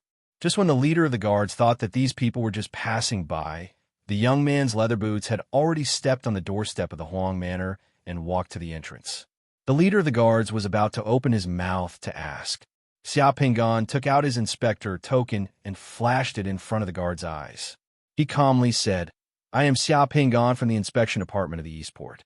The Inspection Department of the Eastport is handling a case and has tracked the criminal here. There's a criminal hiding in the manor. We want to go in and search. Open the door." The guards in front of the gate looked at each other in dismay. They thought that they had misheard. Then, the guards in front of the gate suddenly laughed out loud. They thought that they had heard a joke. The leader of the guards gave a look to the guard next to him. That guard immediately ran into the manor from the side door. "You should be going in to report." The leader of the guards glanced at Xia Pingan. He and the other guards crossed their arms and blocked in front of Xia Pingan. They didn't want to let Xia Pingan in. "Inspector Xia, have you made a mistake? Do you see the 2 words above the gate? This is the Huang Manor. Don't you know where the Huang Manor is? This is the governor of Anxi Province, Lord Huang Zheng's mansion in Shangjing City. Haven't you heard of Lord Huang Zheng's name? Not just anyone can casually enter this place." The leader of the guards said arrogantly to Xia Pingan. He directly poked Xia Pingan's chest with his finger. "If the inspection department of the East Port wants to track down a criminal, you can hand over notice first. I will then pass the notice to our steward.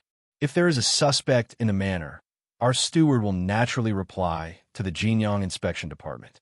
Inspector Xia, you can go to the Jinyang Inspection Department to inquire. If Inspector Xia rashly brought these people to our Huang Manor, it will be detrimental to our Huang Manor's reputation. If there is any gossip that affects our Huang Manor's reputation, as a small inspector with only a few dozen subordinates, can you afford it? When the time comes, our Huang Manor will demand an explanation from you." Long Chao and Hua Ziqin both raised their eyebrows and narrowed their eyes when they heard the leader of the guards mention the words Anxi Province Governor Huang Zheng. However, the leader of the guards directly called Xia Pingan by his surname and official position. He didn't even use the word Lord. It was as if he was on the same level as Xia Pingan. His finger poked little Pingan's chest. He didn't put the inspection department of the Eastport in his eyes at all. Xia Pingan smiled. He lowered his head and glanced at the finger poking his chest. He muttered to himself, "So, with the Anxi province governor. No wonder. Hurry up and leave. Don't come here to look for trouble. Really, our Lord Huang isn't in Shangjing City, so anyone dares to come to the Huang residence." The leader of the guards said impatiently, "A servant of a wealthy family dares to criticize the inspection department for handling a case. It seems like your Huang clan has been spoiled." Xia Pingan shook his head slightly and sighed. He turned to look at Long Chao and Hua Ziqin behind him. "I wonder what the Jinyang Inspection Department is doing. They're really embarrassing us." The leader of the guards was stunned. "What did you say?" 2 seconds later, there was a loud bang. The main gate of the Huang Mansion was smashed open by the black-clothed guards at the entrance of the Huang Mansion. The head of the guards smashed a human-shaped hole in the vermilion gate that was covered with brass nails. Blood spurted out wildly as his bones and tendons were broken. The hand that was poking Xia Pingan's chest was broken at the wrist and twisted strangely. Like a cannonball, he smashed into the Huang Mansion from outside. After landing on the ground, he rolled a few times on the ground and spat out a few mouthfuls of blood. His eyes rolled back, and he fainted. Xia Pingan calmly walked in through the door with his men, directly stepping over the figures who had fainted on the ground. "Hua Ziqin, take your men and stand guard outside the Huang residence. Without my order, not a single bird is allowed to fly out of the Huang residence." Xia Pingan coldly ordered. "Yes." Hua Ziqin gritted her teeth and accepted the order.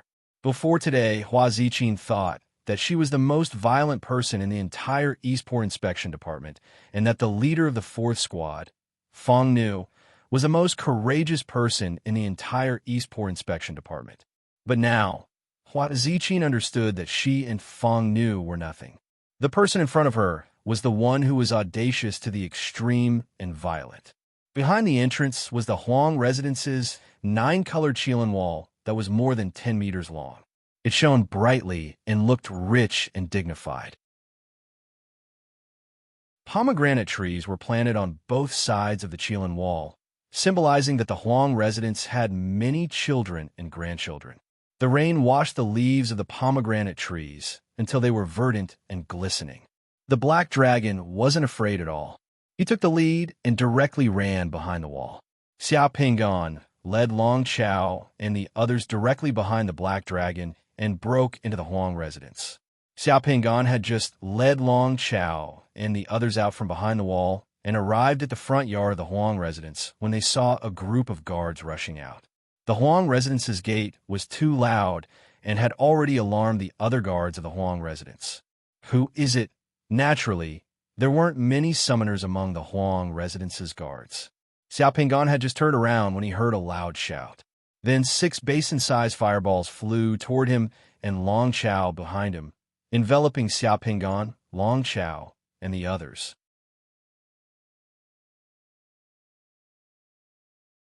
Chapter 251. The 6 fireballs that flew over were fast and accurate.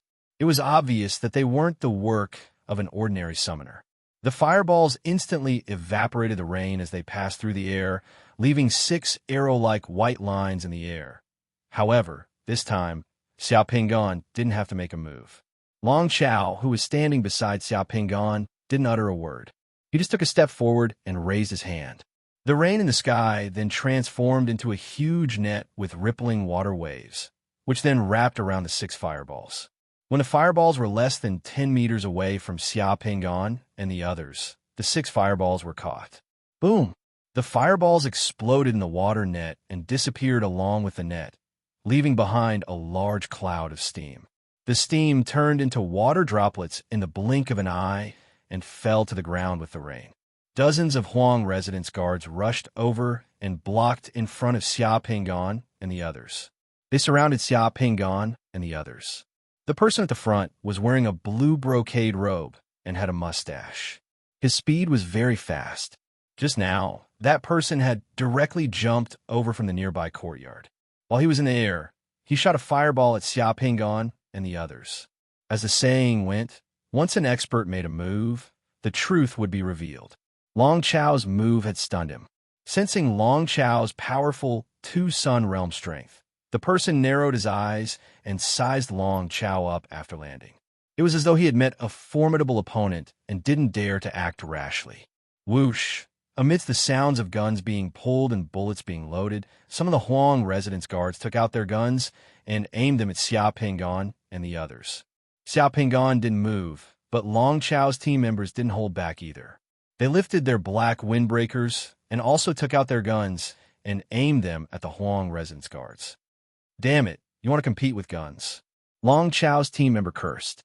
He didn't do anything, but a heavy machine gun that looked like a Gatling gun appeared in his hand. He aimed it at the Huang residence guards. This team member had his own spatial equipment.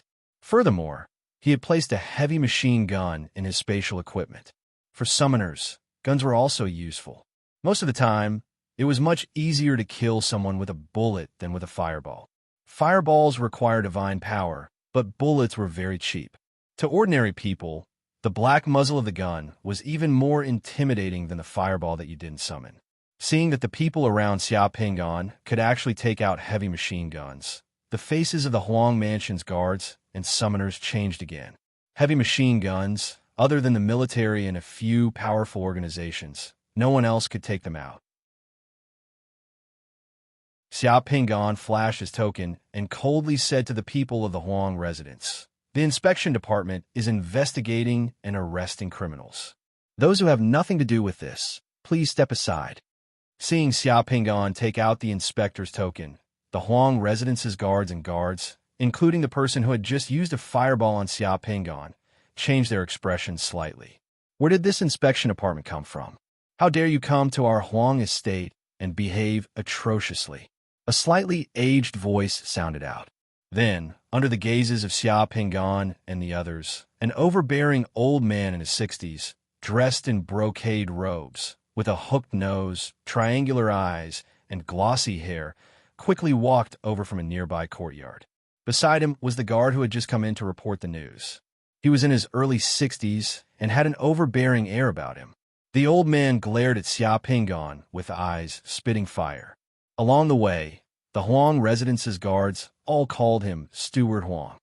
As soon as he arrived, The old man's eyes were fixed on Xiao Pingon. Xiao Pingon also stared at Steward Huang. Judging from his aura, Xiao Pingon felt that Steward Huang was also a summoner who had already advanced to the Three Suns realm. Are you from the Jinyang Inspection Department? Where's the inspector of Jinyang Inspection Department, Yao Yuchang? Why didn't he come? The steward of the Huang residence asked directly. We're from the Donggang Inspection Department.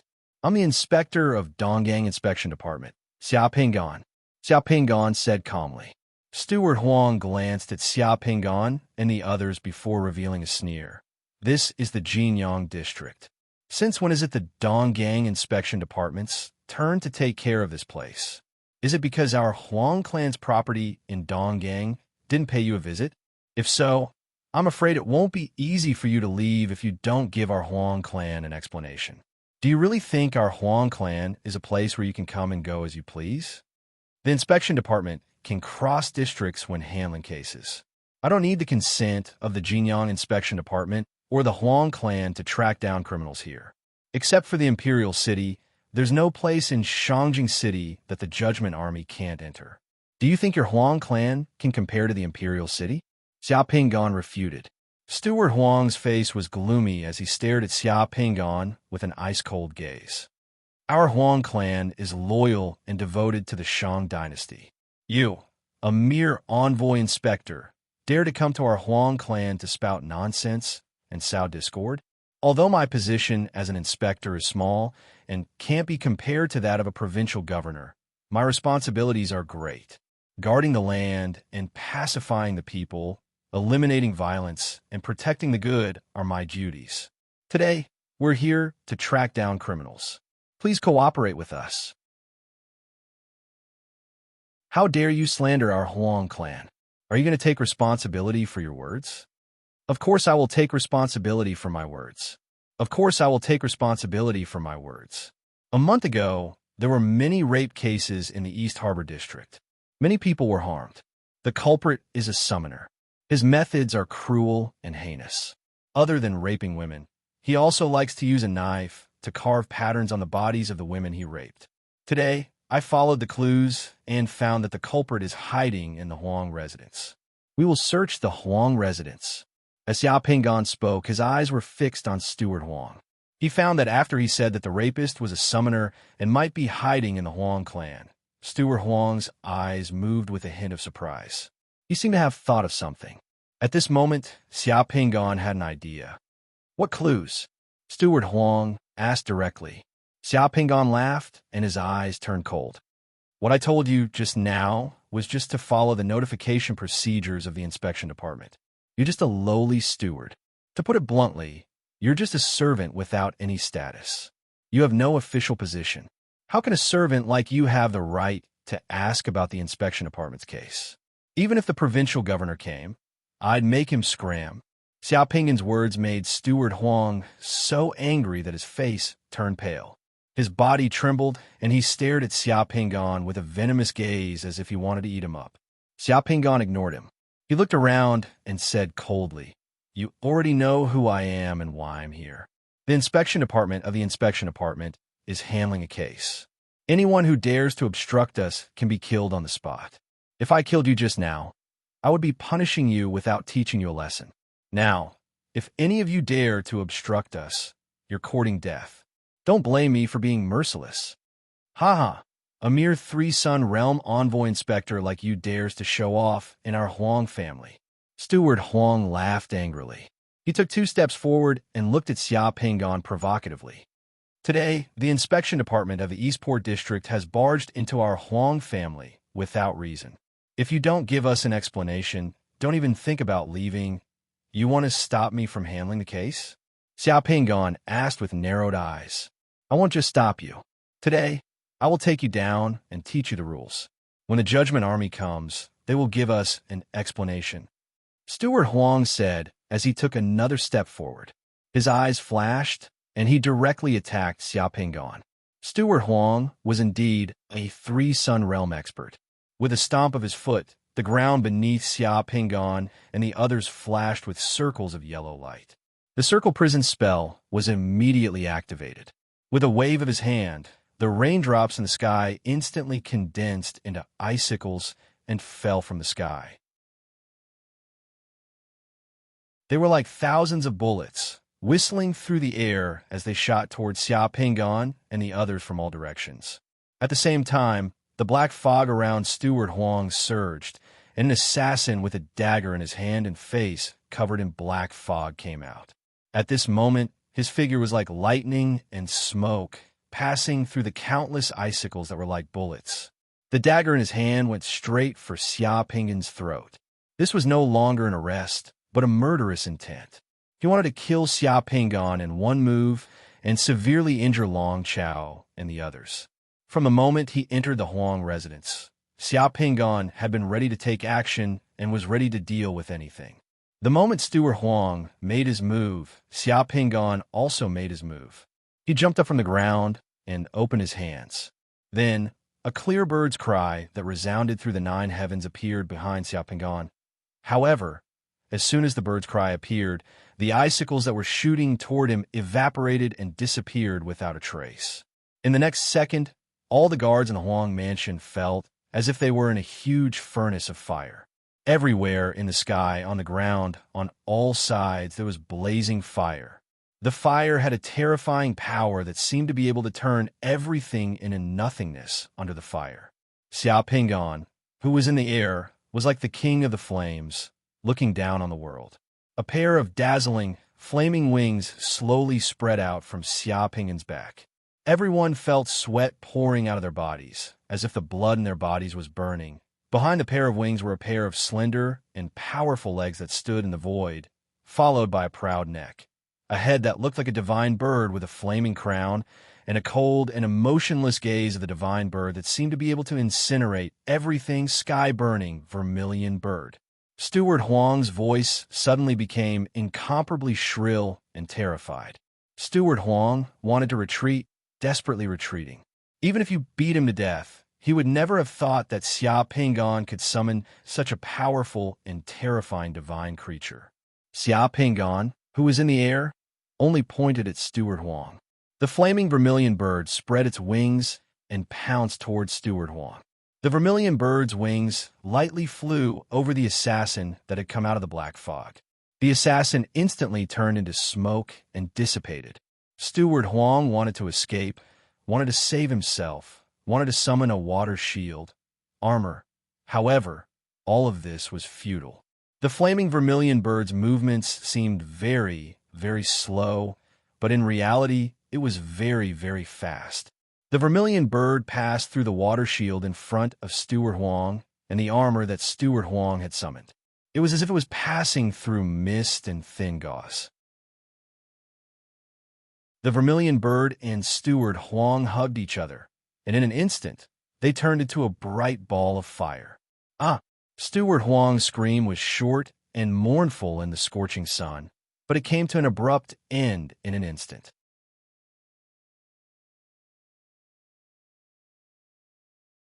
Chapter 252.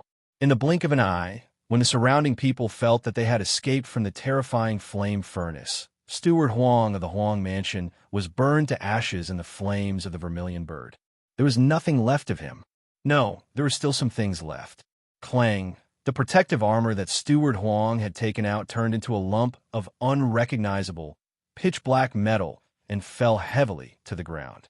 Other than this, there were also gold coins that had been dropped from Steward Huang's spatial equipment. The gold coins that had fallen out had melted in the blink of an eye. As for the other items that had fallen out, there seemed to be quite a lot of gold notes and elixirs. However, they had all been burned to ashes by the flames in the blink of an eye. Nothing was left behind. This crisp sound seemed to have freed everyone from the terrifying, nightmare-like perception just now. The light figure of the sky-burning vermilion bird hovered in front of everyone's eyes like a nightmare. Xia Pingan gently landed on the ground from the sky like a feather. The water on the ground had already dried up. The water on the ground in the surrounding hundreds of square meters had also dried up. There was no trace of rain at all. Besides the metal lump, there was only a puddle of solidified golden water on the ground where Steward Huang was standing. The terrifying heat gradually dissipated in the entire space, causing the rainwater to evaporate before it touched the ground, forming a weird cloud above the Huang mansion like a volcanic eruption. Xiao Pingan looked at the other guards of the Huang manor. A few of the guards who were holding guns trembled. Their faces paled, and their guns fell to the ground. As for the summoner of the Huang manor who had shot the fireball at Xiao Pingan, his face was as white as paper. His eyes were dazed, and his body was trembling uncontrollably due to fear. Only now did the summoner feel that he had just walked back and forth from the gates of hell. Steward Huang was a summoner of the Three-Sun Realm and was the strongest person in the entire Huang manor. If this envoy inspector had attacked him, he probably wouldn't have known how he had died. Heaven-burning vermilion bird. Heaven-burning vermilion bird. The summoner from the Huang clan murmured like a person who had lost his mind. Only when he saw Xiao Pingan's eyes did he take a few steps back in fear. Legend had it that the heaven-burning vermilion bird's summoning magic came from the Sage Monarch Realm Pearl. But even if 100,000 people fused with the Sage Monarch Realm Pearl had a divine will crystal, they would only be able to use the Sage Monarch Realm Pearl's water-type summoning magic. The divine will crystal wasn't omnipotent.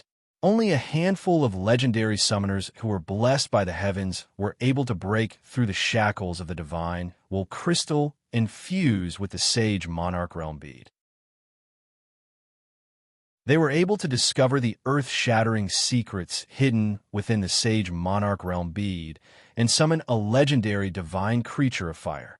The Eastport Inspection Department is handling this case. Anyone who obstructs will be executed, Xiao Pingan said to the guards of the Huang clan. Then he snapped his fingers, and the obedient black dragon immediately rushed out and led the way into the Huang clan. Xiao Pingan ignored the guards of the Huang clan and directly followed the black dragon into the Huang clan.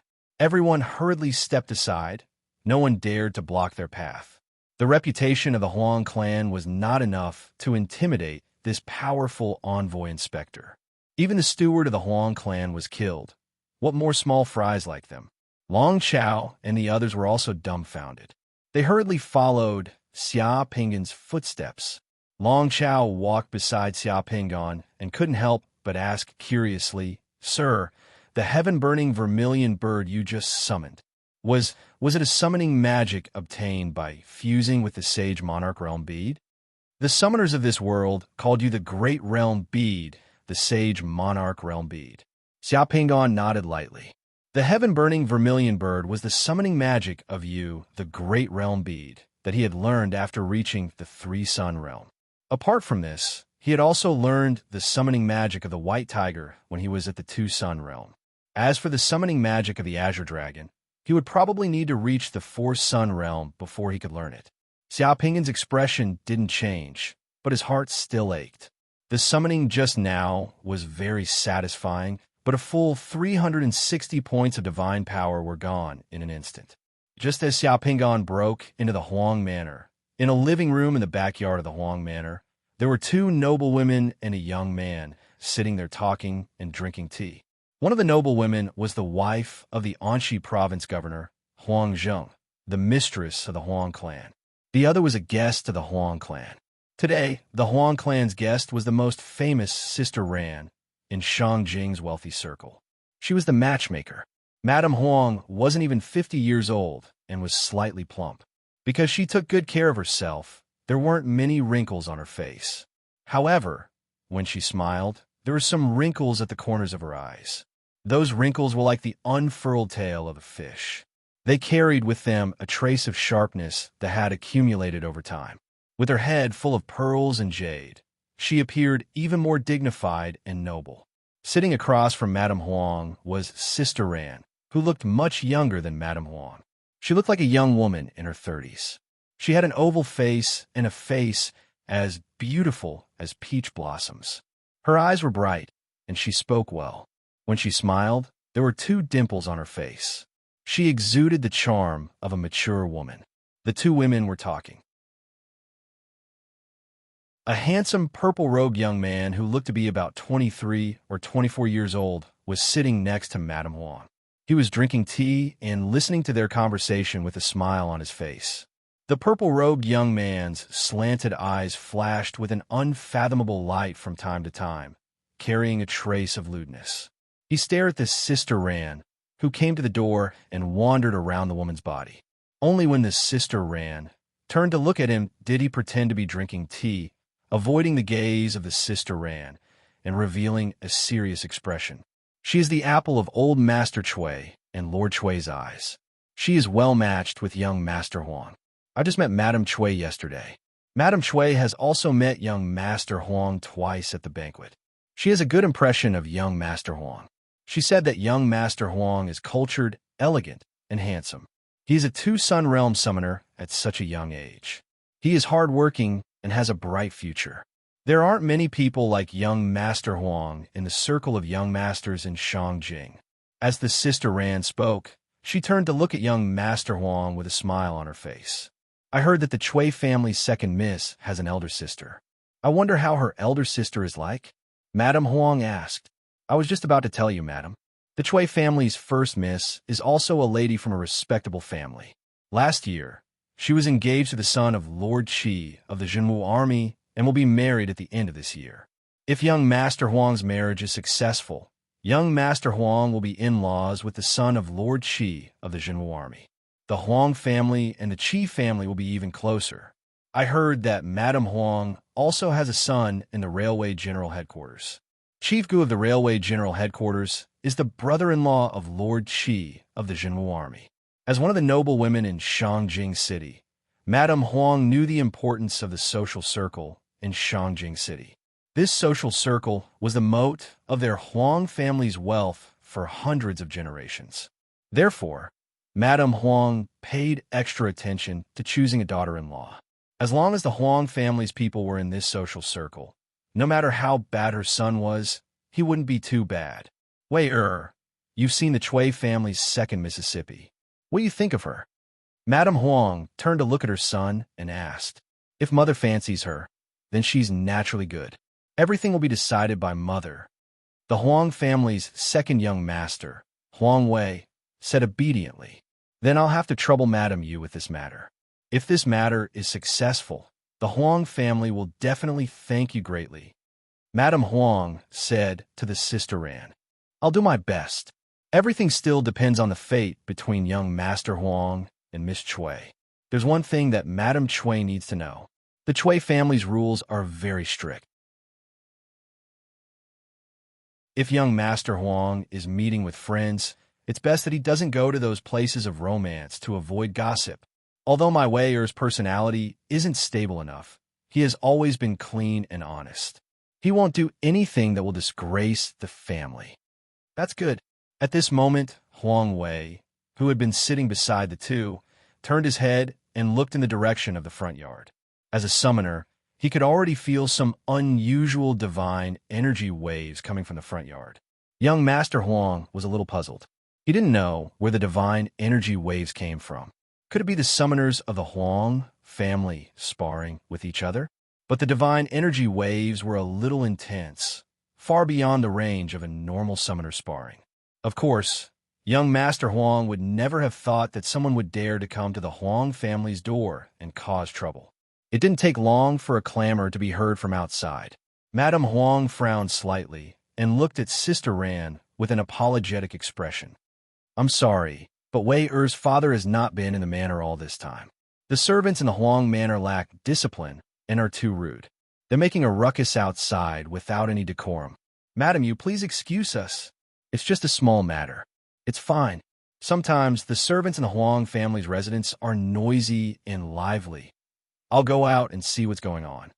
Young Master Huang's eyebrows twitched.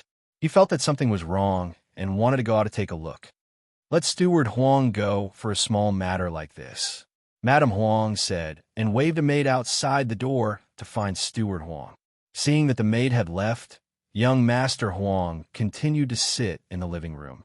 But for some reason, young Master Huang felt like he was sitting on pins and needles. His heart was beating fast, and his palms were sweating. He was a little flustered, but a few seconds after the maid left, a Huang family guard rushed into the room with a pale face. Madam, young master, it's not good. A few people from the East Harbor Inspection Department have barged into the Huang family's residence. They say they want to arrest the criminal who raped the women in East Harbor.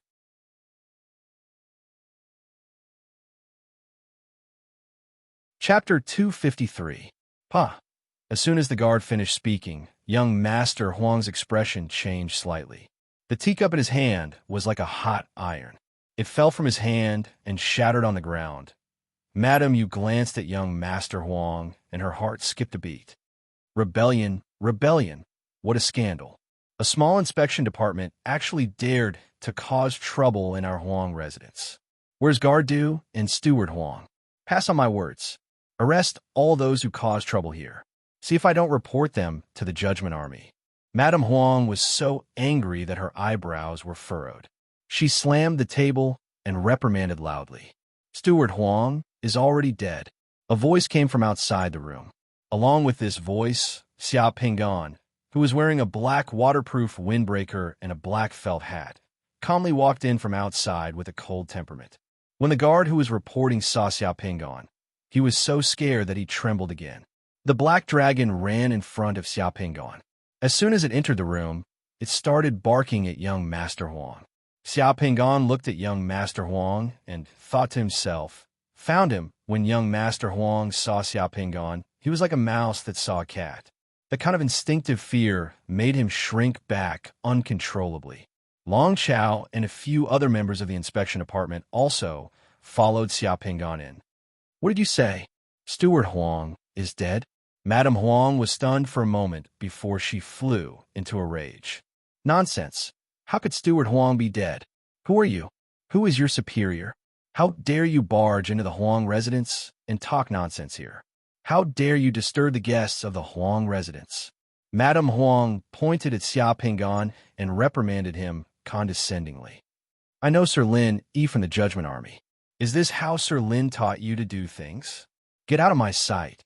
Xia Pingan then turned to Madam Huang and glanced at her indifferently. You must be Madam Huang. I'm Xia Pingan, Inspector of the Eastport Supervision Department. A month ago, many women in our Eastport district were raped and raped. We've caught one of the criminals, but there's still another one on the run. Today, I followed the clues and tracked the criminal to the Huang mansion. Just now, the steward of the Huang mansion obstructed our investigation and even attacked us. But I've already killed him. Impossible. Impossible. Madam Huang was also frightened, her face filled with panic. She looked at the Huang residence guard who came to report and asked sternly, Where's Steward Huang? Why hasn't Steward Huang come yet? Steward Huang. Steward Huang was just killed by this person and turned into ashes. The guard stammered. These words were like thunder in the ears of the mother and son of the Huang family. Steward Huang was really killed? I'm handling the case according to the authority of the inspection department and national law. It's none of my business who you know. If you want to sue me, go ahead, Xia Pingan said coldly, then pointed at Huang Wei whose face had turned pale. I'm going to take him away for investigation now. You're not allowed. Madam Huang opened her arms and stood in front of Xia Pingan. My husband is the governor of Anchi province. This is the Huang mansion. Let's see who dares to mess around. I didn't do anything. I didn't do anything. They're slandering me. Young Master Huang shouted, looking at Xia Pingan with shock and anger. Madam Yu, who was in the living room, stood at the side. She narrowed her eyes and didn't say a word. I'm not slandering you. The guy we caught has already confessed that you're the mastermind, and he's just an accomplice. Those women were all killed by you. He's already confessed everything. Xia Pingan said softly. Nonsense, he and I are clearly. Young Master Huang paused halfway through his sentence, and his expression changed drastically. Xia Pingan smiled and clapped his hands lightly. Are you trying to say that you and he committed the crime together? So why would he dare to slander you? Or are you trying to say that you and he agreed that as long as he comes out of the inspection department, you'll give him countless benefits? Why would he betray you? Huang Wei kept his mouth shut. My son didn't do anything. You can't arrest people in my Huang mansion. Madam Huang stood in front of Xia Pingan aggressively. The inspection department is handling a case. What does a woman's agreement have to do with the inspection department? Xiao Pingan smiled coldly. He stomped his foot, and the prison circle spell appeared in the room. A yellow circle flashed on the ground and trapped Madame Huang and Huang Wei, making them unable to move. Xiao Pingan pointed at Huang Wei and ordered coldly, "Take him down. If he dares to resist, kill him on the spot." Long Chao rushed up, took out the shackles in his hand, and directly put them on Huang Wei's neck. Huang Wei was a summoner. He could resist, but he didn't dare. After knowing that Xiao Pingan had killed Steward Huang, Huang Wei felt a chill down his spine when he saw Xiao Pingan's cold gaze on him. He knew that if he dared to resist, Xiao Pingan would really kill him here. If Steward Huang, who was at the Three Sun Realm, was killed by Xiao Pingan, it would be even easier for Xiao Pingan to kill him. Kacha, kacha, kacha.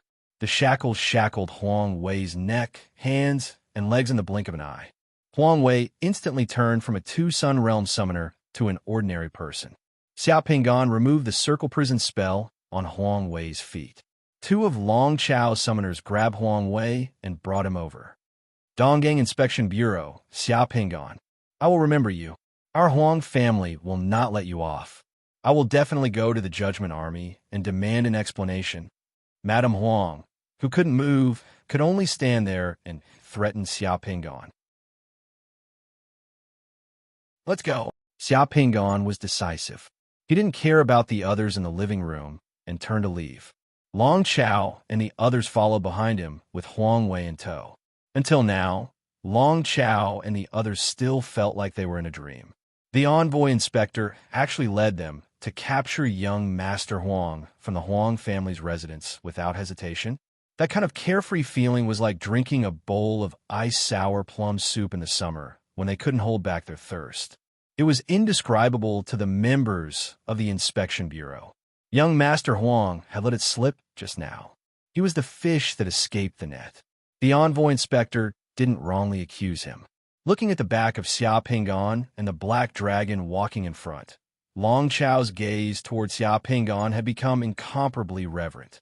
Xiao Pingan led them out of the living room in the backyard of the Huang family's residence. Just as they passed through a courtyard, a few people came towards them. It was an old woman with a head full of silver hair and a slightly hunched back. Supported by a few guards and maids of the Huang clan, she quickly walked over. Behind the old woman, a guard of the Huang clan was respectfully holding a dragon head walking stick with colorful silk tied to it. It was a very imposing sight. "Grandma, save me." Seeing the old woman appear, Huang Wei shouted as if he had seen his savior. "Good grandson, don't be afraid. Grandma is here to save you. No one can take my grandson away." The old woman was so angry that her hands were trembling. She pointed at Xiao Pingan with an imposing manner. "You have big guts. You actually dare to capture people in our Huang family? Of course I should capture people who have broken the law. Why? Can I capture people from the Huang family?" Xiao Pingan stopped and asked. "Yes, you can," the old woman said rudely. She stretched out her hand, and the guard passed her the dragon head walking stick tied with colorful silk. The old woman raised the dragon head walking stick as if she was holding supreme authority. She said to Xiao Pingan, "This is the imperial cane that His Majesty gifted to the Huang family on my 80th birthday. Hurry up and release them." "Ha! Ha!" Xiao Pingan smiled disdainfully. He stamped his foot, and another circle of prison appeared under the old woman's feet, imprisoning her. Then he led the others and walked past the old woman's eyes. When he walked past the old woman, Xiao Pingan glanced at her. "Raise it if you like. His Majesty didn't give the Huang family something to show off in front of the inspection department. Your Huang family's walking stick is just a wooden stick in front of the national law. It can't scare the inspection department or I, Xiao Pingan. Since you're a woman and you're so old, I'll let you go this time. If anyone else dares to stop me, I'll definitely kill them. Grandma, save me, save me," Huang Wei shouted. "Noisy, slap him," Xiao Pingan said coldly. Long Chao waved his hand and slapped Huang Wei's face twice. Huang Wei's face was covered in blood and swollen like a pig's head. He quickly shut his mouth. The Huang family's guards didn't dare to stop them. Everyone just watched as Xia Pingan took the old woman away. As soon as Xia Pingan left, the circle of prison disappeared under the old woman's feet. The old woman pointed at Xia Pingan's back with a trembling finger. You. As she spoke, she couldn't catch her breath and fainted from anger. Xia Pingan walked out of the Huang manor, and in just a short while, the rain in the sky suddenly became heavier. A torrential downpour fell from the sky, and the clouds above the capital were as dark as ink, piling up layer after layer. The visibility was much lower, as if the sky had turned dark. Hua Ziqin and her subordinates were standing guard outside the Huang family's residence. They were completely drenched. The inspection department's 3 carriages also stopped outside the Huang family's residence. "Sir." Hua Ziqin walked forward and looked at the listless young Master Huang. She was full of admiration in her heart. "Is there a situation outside?" Xia Pingan asked. Just now, a few birds flew out of the Huang family's residence. There were also a few guards, and they were stopped by me. There was a bit of a commotion inside the residence just now.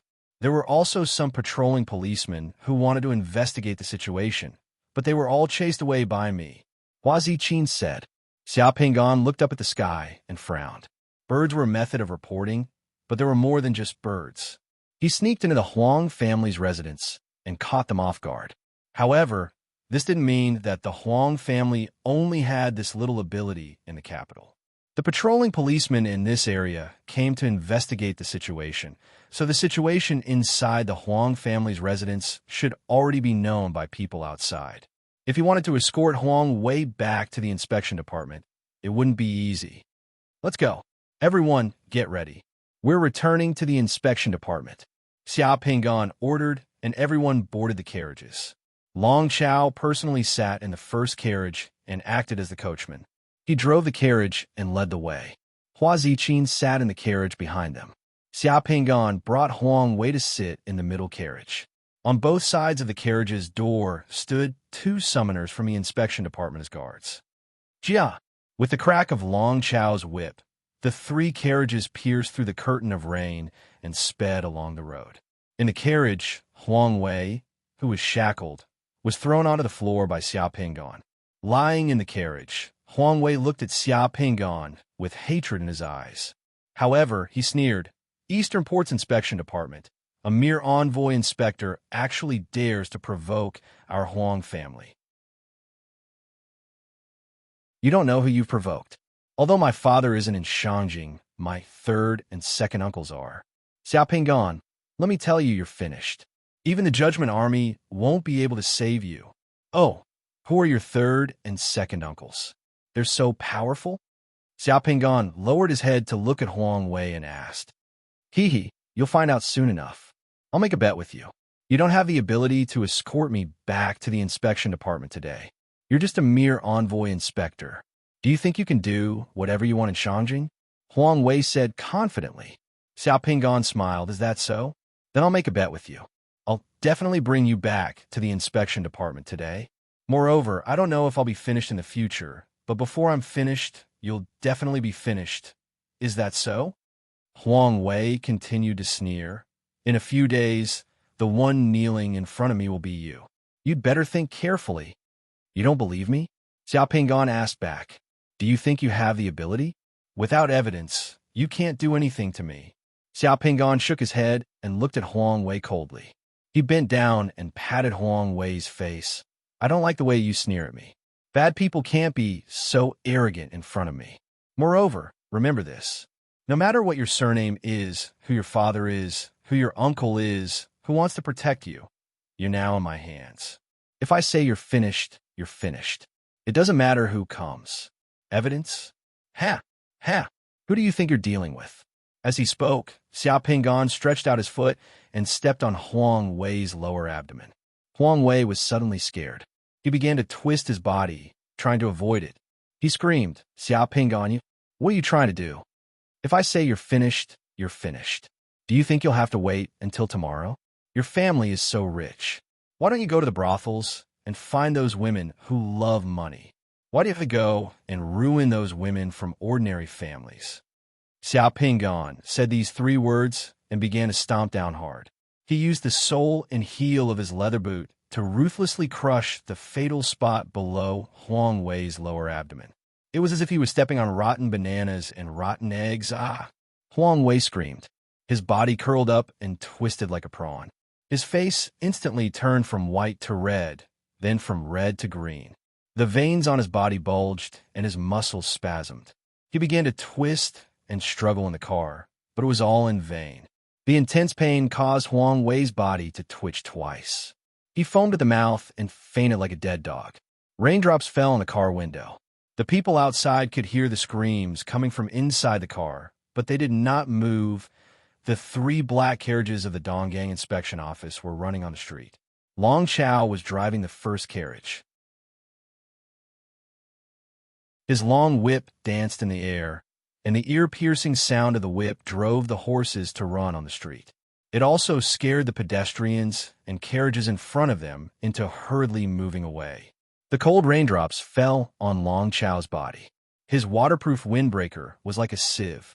All the people in the carriage became alert. The 3 carriages were stopped less than 500 meters away from the Huang mansion. There was a roadblock in front of the road.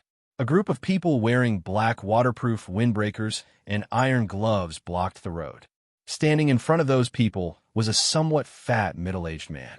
He had 2 thick black bags under his eyes. There was a sinister aura between his eyebrows. He was smoking a cigarette. Another person stood beside him, holding a black umbrella for him. Shoo! Seeing that there were people blocking the road, Long Chao pulled the reins. The horse's hooves landed on the ground. It slid on the wet ground for more than 10 meters. The water splashed everywhere. The carriage finally stopped. The middle-aged man under the black umbrella saw Long Chao stop the carriage. He threw the cigarette in his hand on the ground and put it out with his foot. He put on a fake smile and said, "Long Chao, your Donggang inspection department came to my place to handle a case. Why didn't you inform me? Isn't this a bit unreasonable?" Long Chao took a deep breath and said loudly, "Mr. Yao, the Eastport Inspection Department has already caught the culprit. The culprit has already been apprehended. Soon, the Eastport Inspection Department will send an official document over. Mr. Yao, please step aside. We are about to escort the culprit back to the inspection department." Murderer? How come I don't know that there are murderers in Jinyang District? Since there are murderers, just give them to me. The murderers in Jinyang District should be handled by our Jinyang Inspection Department. You can go back now. The middle-aged man waved his hand. "We will take this case. When the inspection department of the Donggang Inspection Department hands over the information and other criminals, we will write the official document for you." "Mr. Yao, this is against the rules," Long Chao argued. "Ha! Rules are made by people. Why are you so rigid? Brothers from the inspection department of the Donggang Inspection Department have worked hard today. I will treat you all to a good drink as an apology." The middle-aged man laughed. Long Chao shut his mouth. He didn't say anything because he heard Xia Pingon coming down from the carriage behind him. Xia Pingon didn't open an umbrella. Instead, he just let the heavy rain fall on him. After getting off the carriage, he stepped on the rainwater on the street and silently walked to the front of the middle-aged man step by step. Then, he fixed his sharp eyes on the middle-aged man's face. As Xia Pingon walked towards him silently, the huge pressure coming from Xia Pingon's body made the middle-aged man's smile stiffen unnaturally. "This must be Envoy Xia. I am Envoy Jinyang, Yao Yuchang. We are brothers of the same family. Since Brother Xia has just become an envoy inspector, you might not be familiar with our friendship. Brother Xia, can you give me some face today and hand over the people in the carriage to me?" Yao Yuchang smiled stiffly and said to Xia Pingon. Xia Pingon faintly smiled. He glanced at Yao Yuchang's swollen face that had been eroded by alcohol and women. Then he glanced at the people behind Yao Yuchang who were standing silently in the heavy rain. He didn't pay attention to Yao Yuchang. Instead, he started to talk to the people behind Yao Yuchang. "Brothers, I just came from the Huang residence. Do you know what the servants of the Huang residence told me when I just arrived at the Huang residence and told them that I'm from the inspection department? The servants of the Huang residence told me that if the inspection department wants to enter the Huang residence to arrest the culprit, we have to give them a notice first.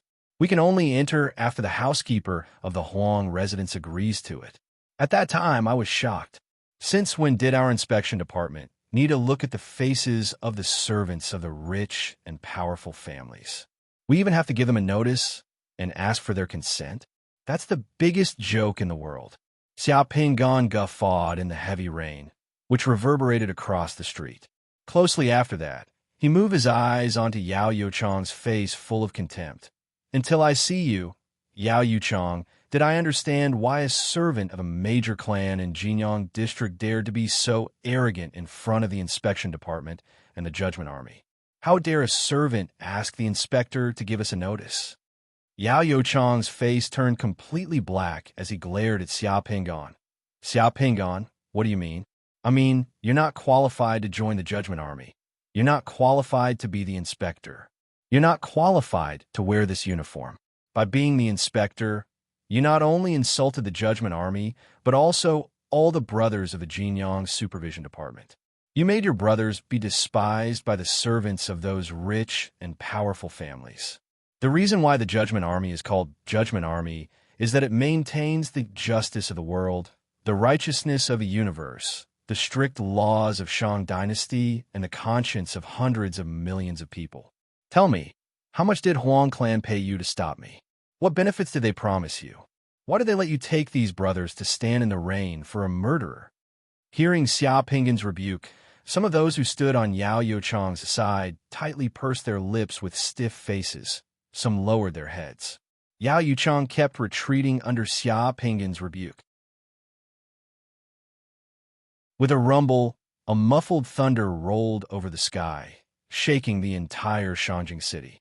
The lightning bolts that broke the sky made Yao Yuchong's face extremely pale at this moment.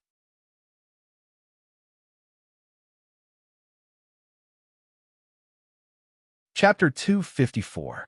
Xiao Pingan. You. I'm also an envoy inspector. Why became an envoy inspector? You were still nowhere. Don't talk nonsense. Don't be too arrogant. Yao Yuchong was so angry that he was trembling all over. He pointed at Xiao Pingan and scolded, "You trespassed into the governor's mansion in Shangjing City. You arrested the governor's family. If something happens, can you bear the responsibility? I'm just maintaining law and order."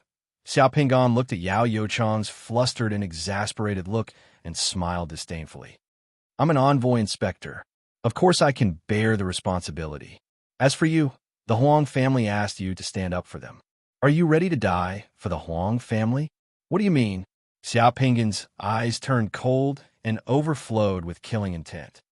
Just now, the steward of the Huang family obstructed the inspection bureau from handling the case. I killed him on the spot and turned him into ashes. Do you want to try? Upon hearing Xiao Pingan's words, Yao Yuchong's expression changed again. Of course, he knew who the steward of the Huang family was. The two of them had interacted more than once. The steward of the Huang family was an expert of the Three Suns realm, just like him. He had never expected that Xiao Pingan would kill him in the Huang family. No one in the Huang family had told him about this. Xiao Pingan took a step closer to Yao Yuchong. Looking at Yao Yuchong's swollen face, he said in a threatening manner, "I'll kill whoever dares to stop me today. If you dare to extend your hand and affect my handling of the case, I'll dare to kill you right here." "You dare?" Yao Yuchong shouted in a threatening manner. "You've only joined the Judgment Army for a few days. It's not your turn to be lawless in Shangjing City. You don't dare? Huang Wei is in that carriage. If you have the guts, you can go and pick him up. Now, I will tell you in front of all the people of the Jinyang Supervision Department that if you dare to touch Huang Wei and the 3 carriages with your paws today, I will kill you for breaking a prisoner. If you don't believe me, you can try it." Xiao Pingan coldly looked at Yao Yuchong. "I will give you 20 breaths of time. If you have the guts, then go and take Huang Wei away from the carriage." After talking with Yao Yuchong, Xiao Pingan directly turned around and ordered Long Chao and the others, "You just watch and don't stop them. Let's see if Inspector Yao has the guts to kidnap someone from our carriage." "Yes." Long Chao and the others replied. Yao Yuchong looked at Xiao Pingon, then looked at the people behind him, his lips trembling. He really wanted to go and rescue Huang Wei from the carriage, but Xiao Pingon had already spoken ruthlessly. If he moved, Xiao Pingon might really kill him. Yao Yuchong was struggling in his heart. He wanted to fight Xiao Pingon head-on, but he also had a guilty conscience. He didn't have the confidence to defeat Xiao Pingon. Even if he only had a 50% chance of winning, it was still too dangerous for him. If he just retreated like this, it would seem too cowardly. In the blink of an eye, cold sweat rolled down Yao Yuchong's forehead. He originally just wanted to rely on his seniority and status to make Xiao Pingon give him face. Who would have thought that Xiao Pingon would directly turn this matter into a life and death struggle between the two of them? Not only did he not give him any face, but he also directly pressed his face to the ground and rubbed it against his face. Yao Yuchong's eyes were complicated as he struggled in his heart. He stared at Xiao Pingon, gnashing his teeth and feeling some fear. As a summoner, he instinctively felt that Xiao Pingon's aura had completely overwhelmed him. This was a display of strength. The heavy rain continued to fall, and the surrounding streets were quiet. While Yao Yuchong was struggling, 20 breaths of time quickly passed. Yao Yuchong didn't dare to make a move. Xiao Pingon looked at him disdainfully and sneered, I have the guts to risk my life for the responsibility of the inspector. I have the guts to risk my life to catch that trash. Do you dare? Do you have the guts? Since you don't have the guts to risk your life for the Huang family, then don't stand here and lose face for the Jinyang Supervision Department and the Judgment Army. Your face has long been trampled under the feet of those servants of the rich and powerful families. It's worthless to me. Don't block the road. Get out of my way. After saying that, Xiao Pingon directly turned around, leaving his back to Yao Yuchong. He wasn't worried that Yao Yuchong would dare to make a move against him. Xiao Pingon got on the carriage behind and ordered Long Chao, let's go. Jia. Long Chao's spirit was shaken. With a roar, he swung his whip, and several icicles flew out from his hand, directly smashing the roadblocks blocking the road. Then he drove the carriage directly through the debris of the roadblocks. The two carriages behind also rushed over. None of the summoners of the Jinyang Supervision Department made a move. They just watched the three carriages rushing through the heavy rain with complicated looks. None of the summoners of the Jinyang Supervision Department said anything. However, many of them looked at Xiao Pingon with admiration instead of hatred. This was the Mother Asterisk King Spirit of the Judgment Army's inspector. Working under this kind of envoy inspector, that's what I call refreshing. Turning back, they looked at Yao Yuchong, the inspector of the Jinyang Supervision Department. Yao Yuchong's face was ashen, as if he had aged a few years all of a sudden. A few strands of wet hair were scattered and stuck to his forehead. He didn't dare to show his imposing manner anymore. He was simply like a defeated chicken and a drowning dog. He looked pitiful and pathetic from head to toe. It was too King shameful. Several summoners of the Jinyang Supervision Department couldn't bear to look at him any longer. They sighed in their hearts and turned their eyes away. Xiao Pingon, just you wait. Yao Yuchong unwillingly stamped his feet in the heavy rain and let out a strange howl like a wild dog. Hiya! Hiya! Hiya! Long Chao drove the horses while his long whip danced in the air. The three carriages sped through the heavy rain. Even though the horses were vigorous, they were also soaked and steaming at this moment in the heavy rain. The horses galloped even faster. Since the Jinyang Supervision Department had already taken action, Long Chao didn't know what would happen next. Long Chao was also a bit anxious. He had to capture the young master of the Huang family and bring him to the Donggang Supervision Department as soon as possible. Otherwise, if the young master of the Huang family was taken away by someone, it would be hard to say what would happen next. Lightning flashed and thunders rumbled in the sky. The entire Shanjing city was covered with heavy rain and gloomy sky.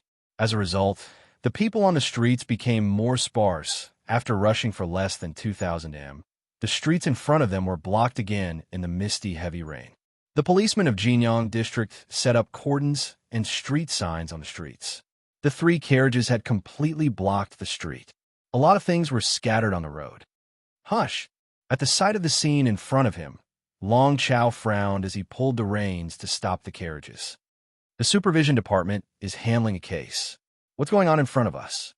Long Chow had already taken out his waist tag and asked loudly while sitting in the carriage before a few policemen wearing raincoats and carrying traffic batons walked over.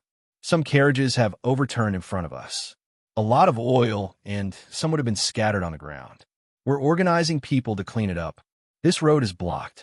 The oil might ignite at any time. It's very dangerous here. Please take a detour. The policeman who came here said with a straight face. Long Chow looked at the road in front of him. The oil was all over the road. Even the heavy rain, it didn't disperse. He didn't know if the nearby sewer was blocked, but the oil floated in the puddles of water on the road, forming a thick layer. Other than the oil, there were pieces of wood scattered all over the road. He didn't know how long it would take to clean up these things. How could it be so coincidental? They were going to pass by this road. It just so happened that some carriages had overturned here. Additionally, the things in the carriages were just enough to block the road. Xiao Pingin's emotionless voice came from the carriage behind. Take a detour. Long Chow gritted his teeth and turned the carriage around. He drove the carriage to take a detour from the side road. The road that was blocked just now was the nearest road to the Eastport district.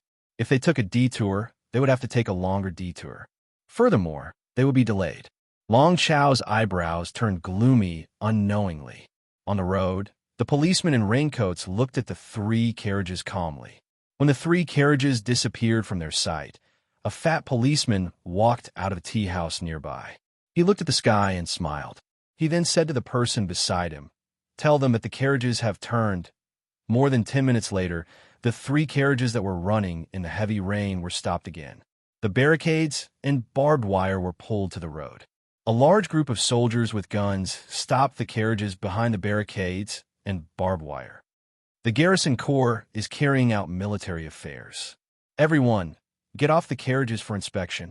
A colonel stood on the road as he stretched out his hand and stopped the carriages. The supervision department of the Judgment Army is carrying out military affairs. Please remove the barricades. Long Chow said coldly. Didn't you hear that? The garrison corps is carrying out military affairs. Everyone, get off the carriages for inspection. That military officer said loudly. Following his loud voice, those soldiers behind the barricades and barbed wire fences all aimed their guns at the three carriages. Two heavy machine guns on wheels took off their covers, revealing their grim faces behind the barricades and barbed wire. Not only the road, but also the corridors, roofs, and windows of the buildings on both sides of the road were aimed at the three carriages. The three carriages were surrounded by more than 300 soldiers of the garrison corps who were carrying heavy weapons.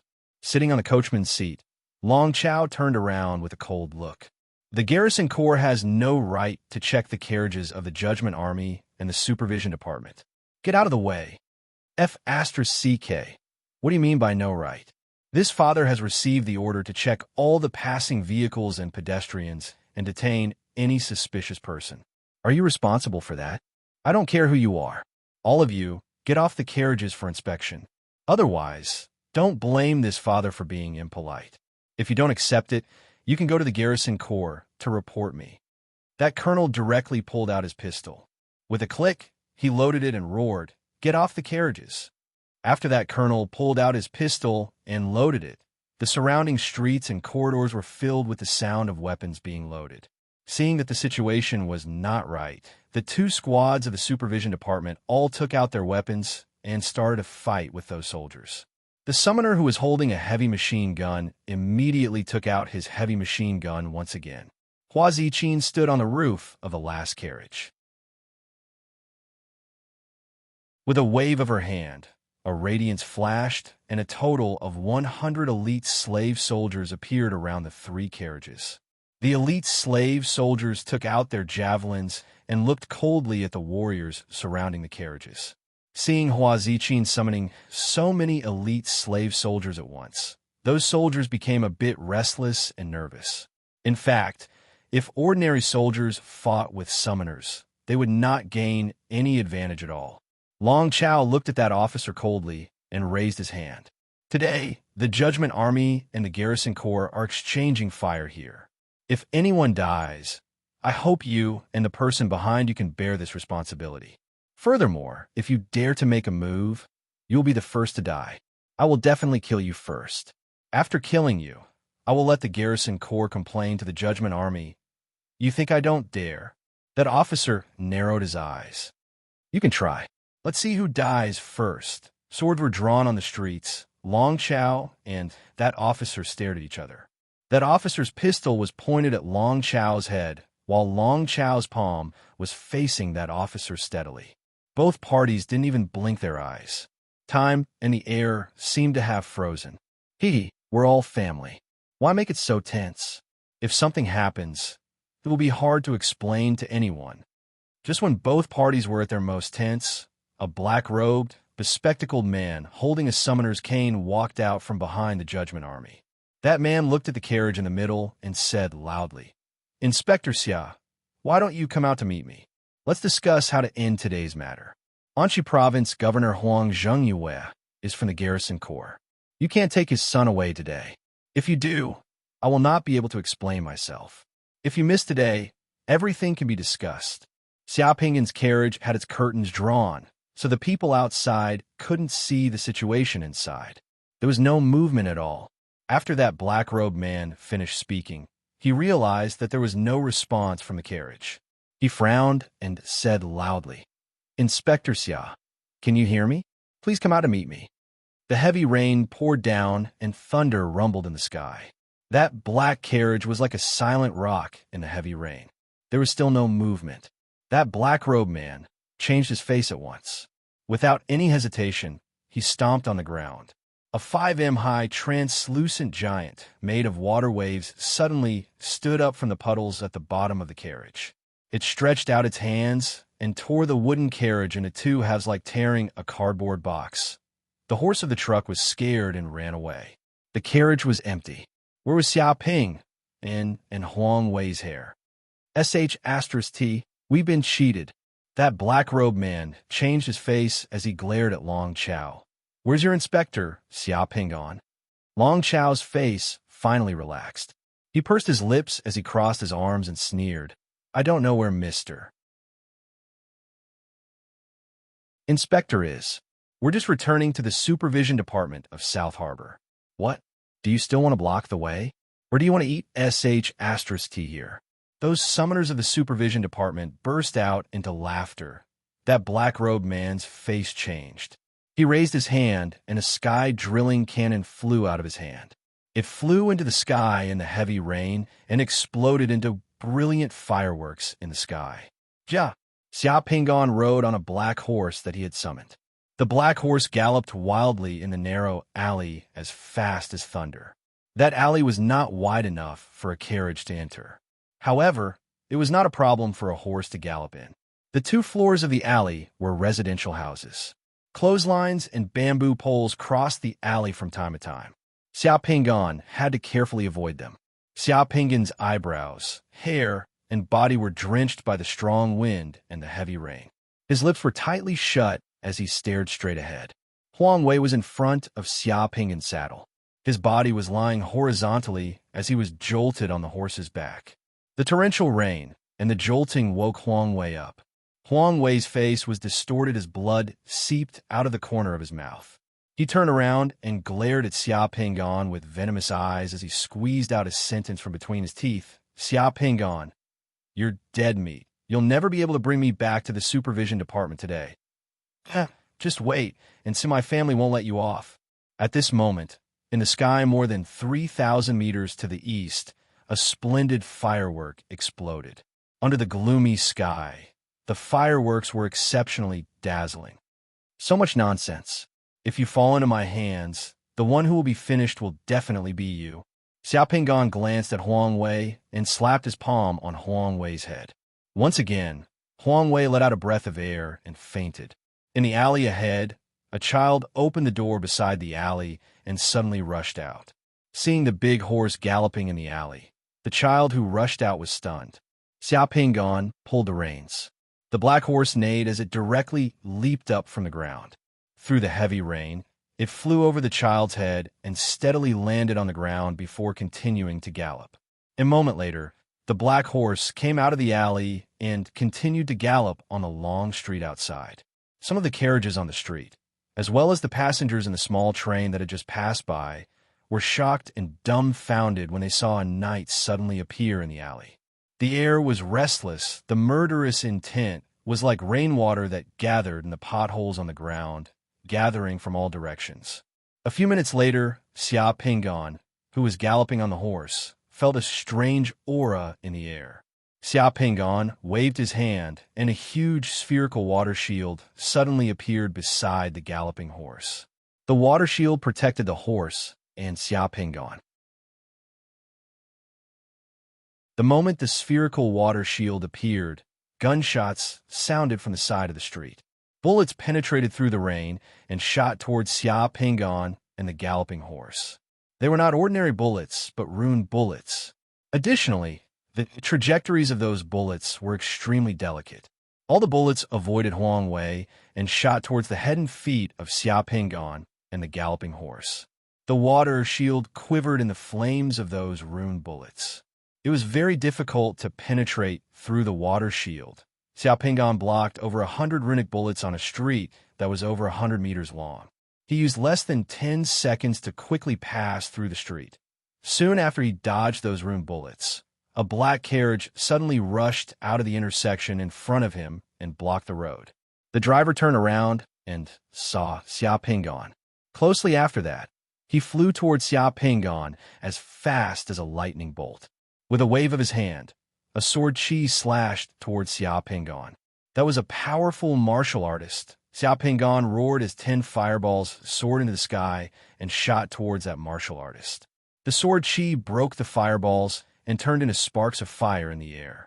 That martial artist was in the air. His body was like a dragon, twisting and turning as he danced in the air. The other fireballs were all shattered by the sword chi of that martial artist. The only thing that the martial artist didn't expect was that Xiao Pingon, who was riding a horse, would actually leave the galloping horse and jump up from the horse. When that martial artist broke the last fireball, Xiao Pingon had already appeared behind that fireball and was close to him. Slashed. Xiao Pingon roared as a long sword suddenly appeared in his empty hand and slashed out. The long sword was like a waterfall. Within the sword light, one could faintly see a ferocious tiger pouncing down from the mountain. It was incomparably ferocious, and the sound of the sword was like the roar of a ferocious tiger. That martial artist did not even have time to blink before Xiao Pingon's long sword swept across his neck. Boom! Xiao Pingon stretched out his hand again and sent out a scorching fireball, shattering the carriage that was blocking the road. The black horse let out a long neigh, and its forehooves flew up as it leaped through the flames.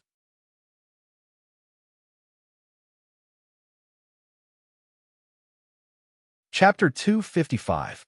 The warrior's head fell from the sky and rolled on the rain-soaked street like a rubber ball, leaving a red trail. That head continued to roll for more than 30 meters and didn't stop until it reached the curb of the road. The warrior's eyes were wide open, and there was still a trace of shock on his face before his death. His eyes were lifeless as he looked at the sky. Bean-sized raindrops splashed on his face, and in just a moment, his face had lost all color and turned ghastly pale. A pair of black leather boots with spurs appeared beside the warrior's head. Then, a pair of coarse big hands picked up the warrior's head. With a sigh, the big hands closed the warrior's eyes. The person who picked up the warrior's head was wearing a raincoat. He had a purplish-black face and a beard. His face was weathered, and the wrinkles between his eyebrows formed a deep Sichuan character. He carried a powerful sniper rifle on his back and held the warrior's head in one hand as he looked in the direction Xiao Pingon had left with a complicated gaze. On the long street, Xiao Pingon and the black horse had already disappeared into the curtain of rain and the long street, leaving behind the wreckage and debris on the ground, emitting smoke in the heavy rain. Big Brother. One by one, Men wearing raincoats and carrying guns walked out from the buildings on both sides of the street and stood behind the man. All of them, including the bearded man, had a total of 13 people, each of them emitting a cold aura. If anyone who was familiar with the bounty hunter circle in Shangjing City saw them, they would know that these 13 people were the unique 13 godly gun guards of Shangjing City. These 13 people were One Sun Realm summoners and sharpshooters. They were best at killing monsters with rune bullets. The 13 of them always acted together as if they were one person. Big brother, what about you just now? Why didn't you let us continue? A man in his 30s stood out and asked. The bearded man, the big brother of the 13 godly spear team, retracted his gaze and said in a hoarse voice, If we continue, we will all die here today. We can't stop that man. How can that be? I still have some rune bullets that I haven't used yet. I don't believe that the 13 of us can't deal with him. Just now when he crossed the short street, you saw that he used the water shield to block the 147 bullets that we shot. You thought that it consumed a lot of his divine power, isn't it? That man is a rune master, a powerful rune master. He's much more powerful than me. Just now, I felt that there was an invisible rune hidden in his water shield. That rune dissolved all of our attacks. He received our attacks effortlessly. If we didn't attack him with firearms, and he didn't want to waste time here, our brothers of the 13 godly spear team would all die here today. The voice of the big brother of the 13 godly spear team was trembling with fear. Big brother, are you saying that the water shield just now is just a bait that he made for us to see? He wants to lure us out? One of the members of the 13 godly spear team asked in disbelief. I'm afraid so. If I wasn't a rune master, I wouldn't have been able to sense the divine talisman hidden in his water shield. I feel that his divine talisman hasn't been fully used yet. It might be a powerful chain talisman that integrates both offense and defense. He has already been able to incorporate the changes of the Tao of runes into his spells. Such a person is too terrifying. We can't stay in Shangjing City any longer. We have to leave as soon as we finish this business with the Huang family. That person is the envoy inspector. He can easily find out what we did here today. If he comes back to his senses and uses his power to settle accounts with us, we won't be able to leave even if we want to. Even if we don't die, if he really wants to punish us, I'm afraid that we will be imprisoned in Shangjing City for decades. The other members of the 13 godly spear team all changed their expressions when they heard their big brother's words. Big brother, we'll listen to you, the bearded man said resolutely. As long as we have the ability to make a living, we can make a name for ourselves wherever we go. The Blood Demon sect might make trouble in Shangjing City recently. It's getting more and more dangerous to stay here. Big brother, there are many powerhouses of the Fire Dragon sect in front of us. The Huang family has put in a lot of effort this time. Trust me, the Fire Dragon sect can't stop them. Let's leave now. The bearded man made a prompt decision as he threw away the head in his hand and wiped off the rainwater on his face. Retreat, one of the 13 people whistled. In the blink of an eye, 13 fast horses rushed out of the alley beside them. The 13 people jumped on the horses and shook the reins. Then they stabbed the abdomen of the horses with their leather boots with spurs. The 13 fast horses neighed and rushed into the heavy rain under the leadership of the bearded man. They disappeared in the blink of an eye. Godly spear team of 13 godly spear team? I'll remember it. You're smart. Xiao Pingon galloped on the black horse. As the 13 people disappeared, he retracted his gaze from afar. Xiao Pingon didn't know what the Fire Dragon sect was. There were many forces in Shangjing City. Therefore, he didn't know where the Fire Dragon sect was from. In a few minutes, the horse had galloped several miles on the street. When Xiao Pingon turned around a street, his pupils suddenly shrank. The street in front of him was silent. All the shops on both sides of the street were closed. There was no one on the street. However, there were rows of slave soldiers and elite slave soldiers standing silently on the street. In the heavy rain, those slave soldiers and elite slave soldiers were like statues. They stood still on the street with their eyes closed. There were about 700 to 800 of them in a square formation.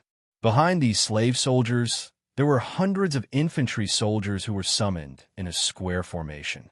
After the summoned infantry, there were 5 water giants that were 5 to 6 meters tall. 5 summoners wearing white terracotta masks stood behind the 5 giants and looked at Xia Pingon coldly. This formation was like a battlefield. They were determined to stop Xia Pingon. "Mr. Inspector, we don't want to be enemies with the Judgment Army and the Inspection Department. However, we have to do this because of someone. Please put down young Master Huang. Otherwise, we'll offend you." One of the 5 summoners standing in the middle spoke. His voice had also changed. It was unknown whether he was a man or a woman. "Isn't it just the Fire Dragon gang? Since you have the guts to rob the criminals of my Eastport Inspection Department, why are you still hiding?" Xia Pingon laughed coldly as he looked at the 5 summoners. According to the law of the Shang dynasty, except for the summoners of the Judgment Army and the armies guarding Shangjing City, other summoners are forbidden from summoning soldiers or battle dolls in Shangjing City. "How dare you, the Fire Dragon sect, form a formation in public on the street?" The 5 summoners were silent. They didn't expect Xia Pingon to identify them so quickly. "I don't know what the Mr. Inspector is talking about. What Fire Dragon sect? We don't know them." The one who changed his voice continued to speak. However, there was a hint of guilt in his voice. Xia Pingon pointed to the 5 summoners and said coldly, "I'll give you one last chance. The Fire Dragon sect will tear down this formation now and come to the inspection department tomorrow to explain the situation and admit your mistakes. I'll give you a lenient punishment. However, if you don't realize your mistakes and continue to oppose me, I'll definitely uproot the Fire Dragon sect from Shangjing City and turn you into homeless dogs." Xia Pingon was alone while the 5 summoners and the military formation were on the other side. However, the momentum of the 2 sides seemed to be reversed. Xia Pingon seemed to be the one in a commanding position, while the 5 summoners were just a small group of stubborn fellows who were surrounded by the army. "We're giving you face, but you don't want it. Do you really think we're afraid of you?" One of the summoners among the 5 couldn't help but roar in that oppressive atmosphere. He stepped forward and pointed at Xia Pingon. The moment that person stepped forward, those slave soldiers who were holding long spears in the front, those elite slave soldiers who were carrying javelins in the back, those infantrymen and giants in the back all opened their eyes at once, revealing flashing red eyes. Raising their weapons, they stepped forward at the same time. Boom! Hundreds of people stepped on the road, creating a loud boom, shaking the puddles of water on the road. Their might was impressive, especially the 5 giants that were summoned at the back. They had boundless strength, and with a single step, they created a huge pit on the road. Xia Pingon burst out laughing in the rain as the 2 front hooves of the black horse under him stood up at once. "Come on if you want to fight." Xia Pingon waved his hand, causing the indistinct gate of the military camp to appear behind him. At the same time, the rumbling sound of iron hooves sounded behind him. A storm cavalryman who was fully covered in armor, carrying a battle bow and lifting a long spear, instantly leaped out of Xia Pingon's back in an awe-inspiring manner. Of course, this was not the only storm cavalryman who leaped out of Xia Pingon's back. In the rumbling sound of iron hooves, storm cavalrymen leaped out of the gate of the military camp behind Xia Pingon like ferocious tigers and black torrents. "Kill!" Xia Pingon bellowed as he spurred his horse forward, charging towards the enemy's formation. The vast expanse of storm cavalrymen blew their horns and followed Xia Pingon's charge like a magnificent army galloping on the long street. The rumbling sound of iron hooves shook the faces of the summoners on the opposite side. Storm cavalrymen. A summoner wearing a mask cried out in alarm.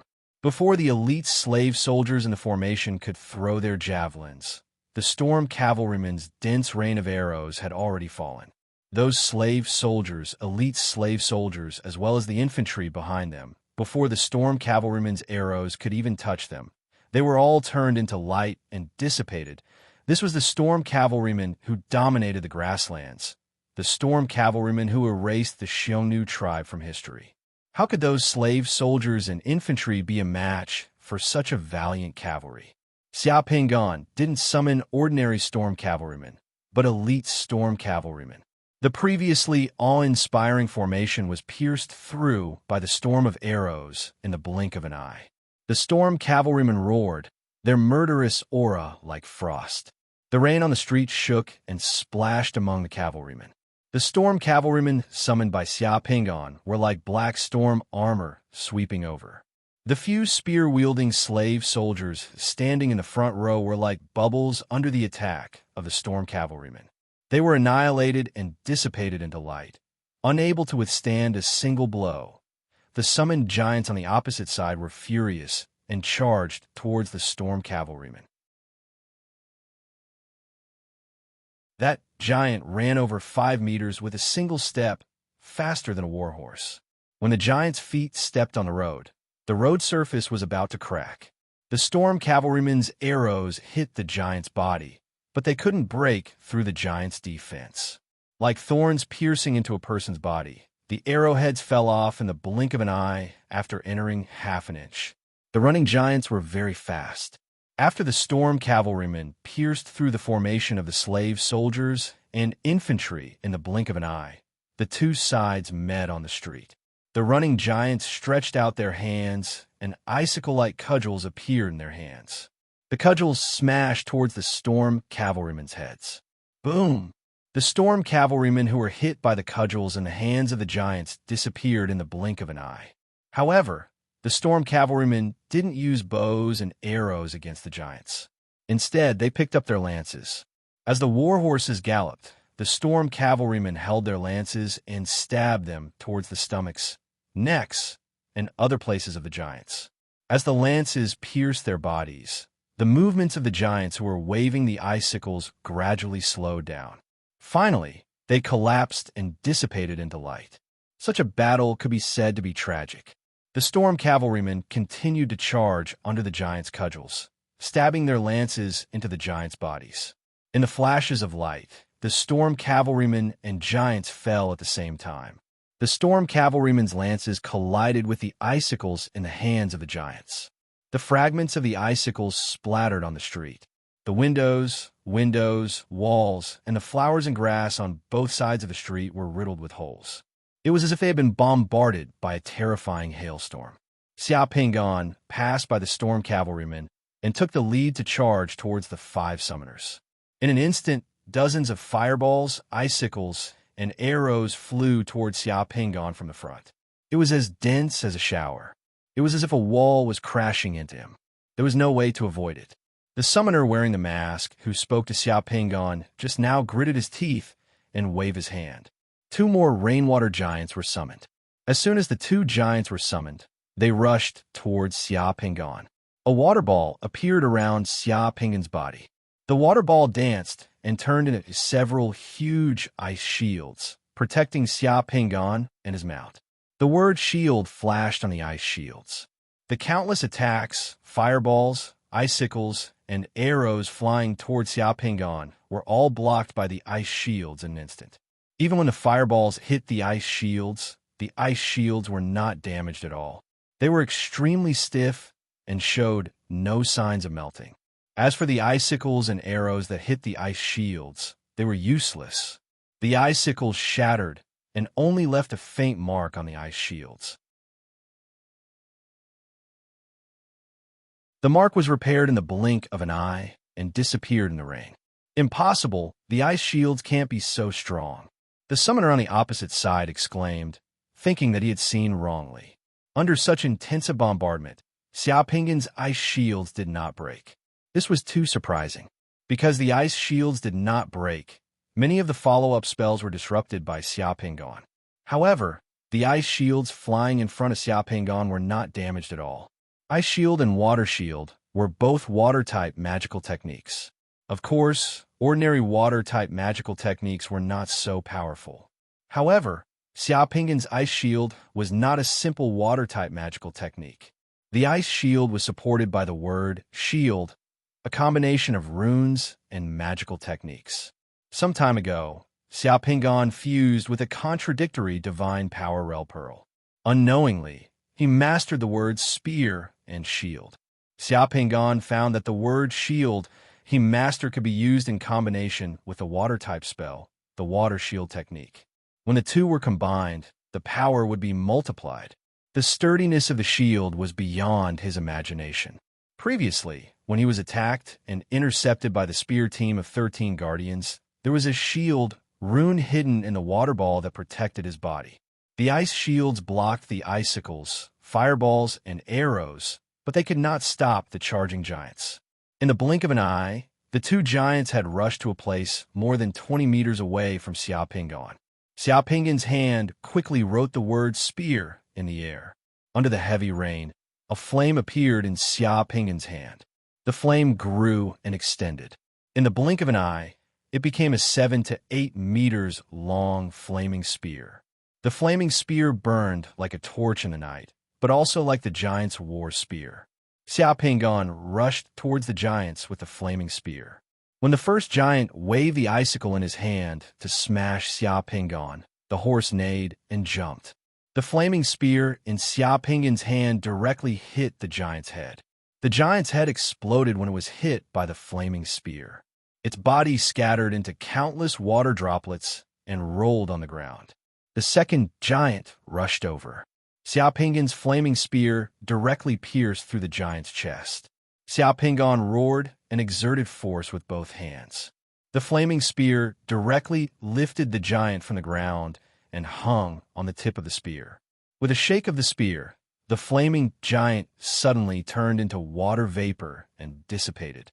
The flaming spear burned even more fiercely. Xia Pingan, riding on the black horse, held the flaming spear and galloped on the long street. He was like a knight who descended from heaven and hell. A summoner on the opposite side summoned a strange swordsman. The swordsman flew directly towards Xia Pingan at lightning speed. The long sword in his hand was aimed at Xia Pingan's neck. Xia Pingan roared and threw the flaming spear. The flaming spear cut through the space of dozens of meters and passed through the strange swordsman. In an instant, the summoned swordsman dissipated into light. However, the flaming spear did not stop. Instead, it continued to fly forward. The summoner who had just summoned the swordsman was pierced through the chest by Xia Pingan's spear. He did not even have time to groan before his whole body burst into flames. Half of his body turned into ashes in the blink of an eye. The flaming spear exploded and turned into a rain of fire. The summoner who had been pierced through by Xia Pingan's flaming spear disappeared in the blink of an eye. Not even ashes were left. The battle between summoners was sometimes cruel and dangerous. In the blink of an eye, life and death were separated. Not even bones were left. Second brother, a summoner next to him, roared in grief and indignation. He looked at Xia Pingan again. His eyes under the mask were red. "I'll fight you to the death," the summoner roared. His whole body shone with divine light. His robe fluttered. He made a gesture with both hands. A scorching fire dragon flew out from his body and flew towards Xia Pingan. The fire dragon was hot. As soon as it flew out, the lampposts on the side of the road melted. Xia Pingan, who was on horseback, only said 2 words. "Xuanwu." The world suddenly became quiet. A huge black Xuanwu crawled out from behind Xia Pingan. It had a tortoise body and a snake head. Its body was no longer as big as a car. Xuanwu was the god of water. In this rainstorm, Xuanwu's power was unimaginable. Xuanwu looked up at the sky. The air seemed to be still. The raindrops all over the sky gathered here. The raindrops turned black and fell on the fire dragon. The fire dragon's burning scales began to fall off piece by piece. It was like a real dragon being cut into pieces. The summoned fire dragon twisted in the air and still wanted to fly towards Xia Pingan. However, more and more black raindrops fell on its body. In addition to the burning scales, the flesh and bones on the fire dragon's body also began to fall off piece by piece. Its whole body was shrinking bit by bit. The dragon horn, condensed by flames, was also shattering. Before the fire dragon could fly to Xia Pingan, it completely disappeared in the black rain. The black rain not only fell on the fire dragon, but also on the summoner who summoned the fire dragon. The first drop of black rain passed through the water shield summoned by the summoner and fell from the top of his head. It dripped down from his chin. A bloody hole appeared on the summoner's head and chin. The summoner screamed. His body swayed, and the water shield dissipated. A large amount of black rain fell from the sky. The summoner's body was like a piece of ice cream. It melted in the black rain in the blink of an eye. Not even dregs were left. The remaining summoners looked at Xuanwu and the black raindrops falling from the sky in horror. They used all their spells, but their bodies were pierced with dozens of bloody holes in the blink of an eye. Their clothes were like sieves. Blood spurted out, and they retreated in a sorry state. Xuanwu twisted his snake-like head and crawled towards those people. When his foot landed on the ground, the water on the ground began to freeze. The snow-white frost quickly spread towards those summoners. Retreat. The summoner who changed his voice to talk to Xia Pingan finally spoke. His tone was filled with unprecedented panic and fear. A ball of scorching fire exploded at the place where those few people were standing. When the fire dissipated, those few summoners had already disappeared. However, there was still a frozen foot on the ground. The owner of that foot had escaped, but the other foot was a bit slower. From a knee down, it would forever remain here. In the blink of an eye, it shattered and turned into ice shards.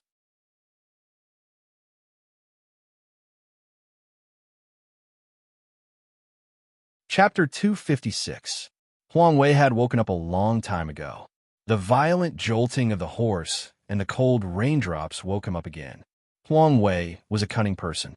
He pretended not to wake up, but on the horse, he had witnessed the entire process of Xia Pingan breaking through the Fire Dragon Gang's blockade.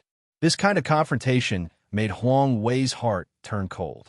Fear and trembling flooded into the darkness, drowning his heart in waves. Huang Wei felt a mountainous and iron-like determination from Xia Pingan. During the battle, just now, Huang Wei's heart kept echoing his sentence. It was a sentence that a summoner he encountered when he first fused with the Foundation Establishment Realm Bead. The original words were, "For a powerful summoner, a single person is the equivalent of an army of thousands." Yes, one person was an army of thousands. This was a true summoner. Huang Wei didn't understand before, but today he finally understood. Xia Pingan was only one person, but he saw an army of thousands in Xia Pingan. Although the Fire Dragon Gang's formation on the street looked very powerful and majestic, Huang Wei didn't see an army of thousands in the summoners of the Fire Dragon Gang. However, he saw it in Xia Pingan. An army of thousands was a technique, a law, a Tao, a heart, blood, and bones. It was the condensation of a summoner's spirit and will. It was the soul of a summoner. It wasn't a simple summon of soldiers or battle dolls. As the source of everything today, Xia Pingan's determination made him feel fear of death and the unknown for the first time. Huang Wei never thought that he would die, but after seeing Xia Pingan's battle just now, Huang Wei realized that his life was in Xia Pingan's hands. It was like a candle flame swaying in the heavy rain. It could be extinguished at any time. Xia Pingan was so ruthless to others, let alone to him. According to the laws of the Shang dynasty, what he did was enough to make him die without a burial ground. The battle on the street continued. The last giant summoned by the Fire Dragon Gang was pierced by the spears of the Storm Cavalry. The last giant fell and dissipated into water. The Storm Cavalry's body flashed with a strange light green brilliance. The originally injured Storm Cavalry gradually healed under the brilliance. There were less than 20 Storm Cavalry left. The Storm Cavalry's fighting spirit was high again. They galloped through the rain and gathered beside Xia Pingan. The Storm Cavalry was like a silent iron mountain. Seeing that Xia Pingan once again walked towards the black stallion and swiftly mounted it, Huang Wei collapsed. He opened his eyes and begged, "As long as you let me go, the Huang family can promise you anything. Whatever you want, it's fine. In the future, in Shangjing City, you will have the Huang family as an ally. The Huang family's friend will also be your friends. You can work 10 years less." The sharp pain in his lower body made Huang Wei stutter and weak. Huang Wei didn't even dare to talk about revenge. He put down all his self-esteem. He only wanted to survive. I just want to take you back to the supervision department today and give an explanation to those victims. Xiao Pingan glanced at Huang Wei indifferently. He held the reins and squeezed the horse's belly. The black horse neighed and continued to gallop through the heavy rain on the street. Huang Wei was in despair. He was filled with hatred and fear. His eyes were red and his face was distorted. He started to laugh like a madman. Ha ha ha. If I die, you'll be buried with me. It's worth it to have you buried with me. We will die together so that you can die a worthy death. Xiao Pingan didn't say anything. He knocked Huang Wei out with a palm again. The world was silent. Less than 20 storm cavalry broke through the ice on the street and followed behind Xiao Pingan, continuing to charge out. The sound of the horses' hooves thundered on the street under the heavy rain, echoing throughout the streets of Shangjing City. After passing through this long street, Xiao Pingan once again saw the carriage that had flipped on the ground. He saw some miscellaneous items scattered on the street. He saw the street that had been sealed off by the police line. He saw the police officers who had shocked and frightened expressions on their faces. The storm cavalry rushed over. The sound of the hooves was like thunder. The storm cavalry rushed over with an imposing manner that could sweep everything away. The police officers who were holding the cordon scattered in panic with pale faces. Xiao Pingan raised his hand and a huge fireball flew out. The carriages and cordon on the street were suddenly blown into burning debris. Xiao Pingan led the storm cavalry and galloped past the panicked police officers. The police officers were splashed with rainwater. They could only watch Xiao Pingan rush away. The passengers in the four-wheeled carriages on the roadside saw Xiao Pingan and the storm cavalry rushing through the street. They were inexplicably shocked. Some even rubbed their eyes. The distance from here to the Dongyang district was less than 10 miles. After another 2 streets, they would arrive at the Dongyang district. Xiao Pingan thought while riding on the horse. Soon, Xiao Pingan rushed out of the Jinyang district and entered the Dongyang district of Shangjing City. Xiao Pingan also heaved a sigh of relief in his heart, thinking that there shouldn't be any more interceptions. After a while, Xiao Pingan could even vaguely see the building of the Dongyang District Inspection Office. Here, it was less than a kilometer away from the Dongyang District Inspection Office. At this moment, Xiao Pingan felt something. He looked up and saw that in the dark clouds in the sky, there was a lightning bolt that was moving from far to near. It was really as fast as lightning. The lightning bolt flashed in the sky, and the street was instantly bright white. A bolt of lightning fell from the sky and struck the road in front of Xiao Pingan. The lampposts on the roadside flashed with electric sparks. Countless windows on both sides of the street were shattered by the huge roar. Countless glass fragments fell from the street like snowflakes in winter. Xiao Pingan's eyes suddenly shrank. He suddenly stopped his mount because he saw a person in the lightning bolt. That person was wearing a blue robe with a mask on his face. Just now, he fell from the sky together with the lightning bolt, which was very weird. The heavy rain fell from the sky. However, when it fell beside that person, it strangely separated from the surroundings. Not a single drop fell on that person. At the same time, with the appearance of that person, the raindrops on the street and in the sky turned into a thick fog in the blink of an eye. The fog pervaded the street, making everything on the street looming. Even the sound of the heavy rain became illusory, seeming both far and near. That person looked at Xiao Pingan. Xiao Pingan also looked at that person. Their eyes passed through the heavy rain and collided in the air like swords and sabers. I only want people. That person looked at Xiao Pingan and said in the same vague and hoarse voice. Xiao Pingan tightly pursed his lips and pointed at that person. The storm cavalry rushed out, and sharp arrows shot towards that person. A circle of crackling flames suddenly appeared beside that person. In the blink of an eye, it grew bigger. More than 10 arrows strangely stopped in the air in front of that person and dissipated in the crackling flames. After that, that person pointed at the charging storm cavalries. The flames and lightning in front of him turned into a thick wall, which occupied the entire street. It was like a mountain pushing forward from the street. It was simple, violent, direct, domineering, and unavoidable. The charging storm cavalry stabbed their long spears into that wall. Their long spears then dissipated. When the wall of fire and lightning touched the storm cavalrymen turned into light and dissipated. Less than 20 storm cavalrymen turned into ashes in an instant. It was too fast and almost impossible to resist. In the blink of an eye, that wall rushed in front of Xiaopingan.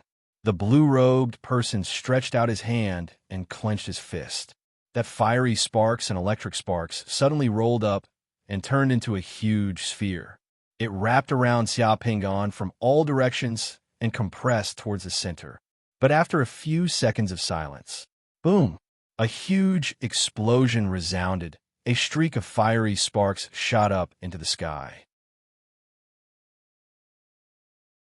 That sphere shattered, turning into millions of sparks and electric sparks that scattered in all directions.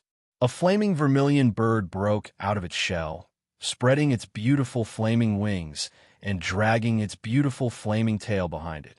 It spread its wings and soared into the sky, flying towards the blue-robed person. Xiaopingan's figure appeared in the center of that sphere. There was already a large circular pit in the ground. Xiaopingan was in the pit, his hair and beard bristling with anger.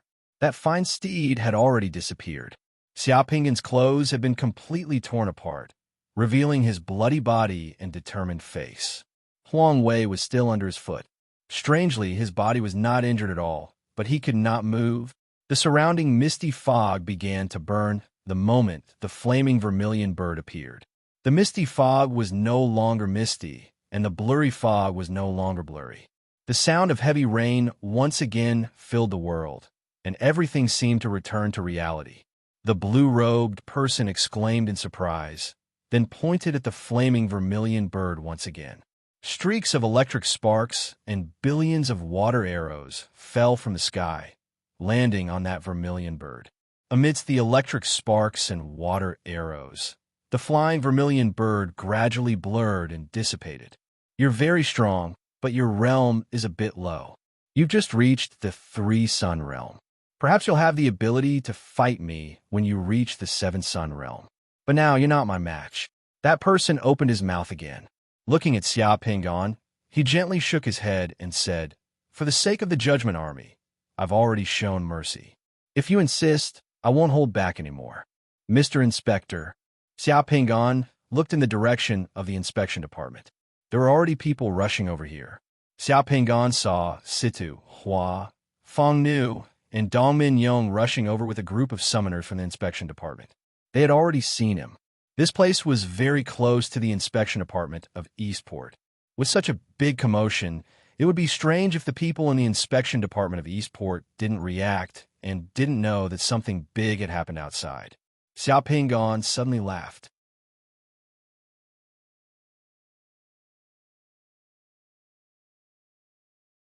Chapter 257. What are you laughing at? It's just a few summoners from the Donggang inspection department. It's useless no matter how many of them there are. The blue-robed man shook his head when he saw Xiaopingan laughing. "Ha!" Xiaopingan laughed as he spat out a mouthful of blood. He looked at the blue-robed man and wiped the blood from the corner of his mouth. "I said, I will definitely bring Huang Wei to the inspection department and give him an explanation. No one can stop me, including you. Tell the Huang family that I, Xiaopingan, am a man of my words." After saying that, a long sword suddenly appeared in Xiaopingan's hand. The blue-robed man's expression changed. He didn't even have time to stop him. He shouted angrily, "What are you trying to do?" Xiaopingan didn't say anything. He just swung his sword and chopped off Huang Wei's head. Huang Wei never dreamed that Xiaopingan would dare to kill him on the street. He died in such a muddle-headed way. The heavy rain poured down, and Huang Wei's blood dyed the street red. The blue-robed man roared and pointed at Xiaopingan. A bolt of lightning shot towards Xiaopingan. 3 layers of ice shields appeared in front of Xiaopingan. They were shattered by the lightning. The lightning struck Xia Pingan's body. Xia Pingan spat out another mouthful of blood. However, Xia Pingan continued to laugh. His body swayed a few times before he steadied himself. He wasn't afraid at all. I'll remember this. You're in the Seventh Sun Realm, right? I'll settle this with you in the future. Sir, Situ Hua was already 50 meters away. Situ Hua was the fastest. He looked at the blue-robed man and threw a fireball at him. The blue-robed man glared at Xia Pingan before looking at Huang Wei, whose head had already been separated from his body. He sighed and said, "Forget it." With a wave of his sleeve, Situ Hua's fireball dissipated before it could reach him. Then, a lightning bolt struck down from the clouds and landed on the blue-robed man's body. The blue-robed man's figure disappeared in a split second. Facing the heavy rain, Situ Hua, Feng Nu, Dongmin Yong, and the others saw Xia Pingan on the street with his clothes torn into pieces and his body drenched in the heavy rain. There were also some wounds on his body that were bleeding. Xia Pingan's blood flowed to the ground together with the rainwater, and he was stepping on a headless corpse. Their faces changed. Huang Wei, Dongmin Yong cried out when he saw the head on the ground. His expression changed. He looked at Xia Pingan as though he had seen a ghost. Xia Pingan glanced at Dongmin Yong and bent down to pick up Huang Wei's head. He spat out another mouthful of blood and wiped his mouth. Then, he walked over to the people from the Bureau of Supervision and said, "Someone tried to break out of a prisoner. The prisoner tried to escape, but I killed him.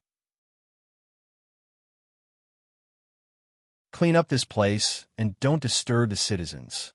"Sir, this is—" Situ Hua cautiously came over and looked around before asking. "Let's talk about it when we get back. You rushed over quite quickly just now." Xia Pingan smiled and looked at Situ Hua. "Thank you for your praise, sir. This subordinate is naturally willing to risk my life to help you," Situ Hua immediately said with a smile. Xia Pingan patted Situ Hua's shoulder and said, It's because the fireball you threw was so powerful that it scared away that Seven Sun Realm expert. That should be your most powerful spell technique, right?"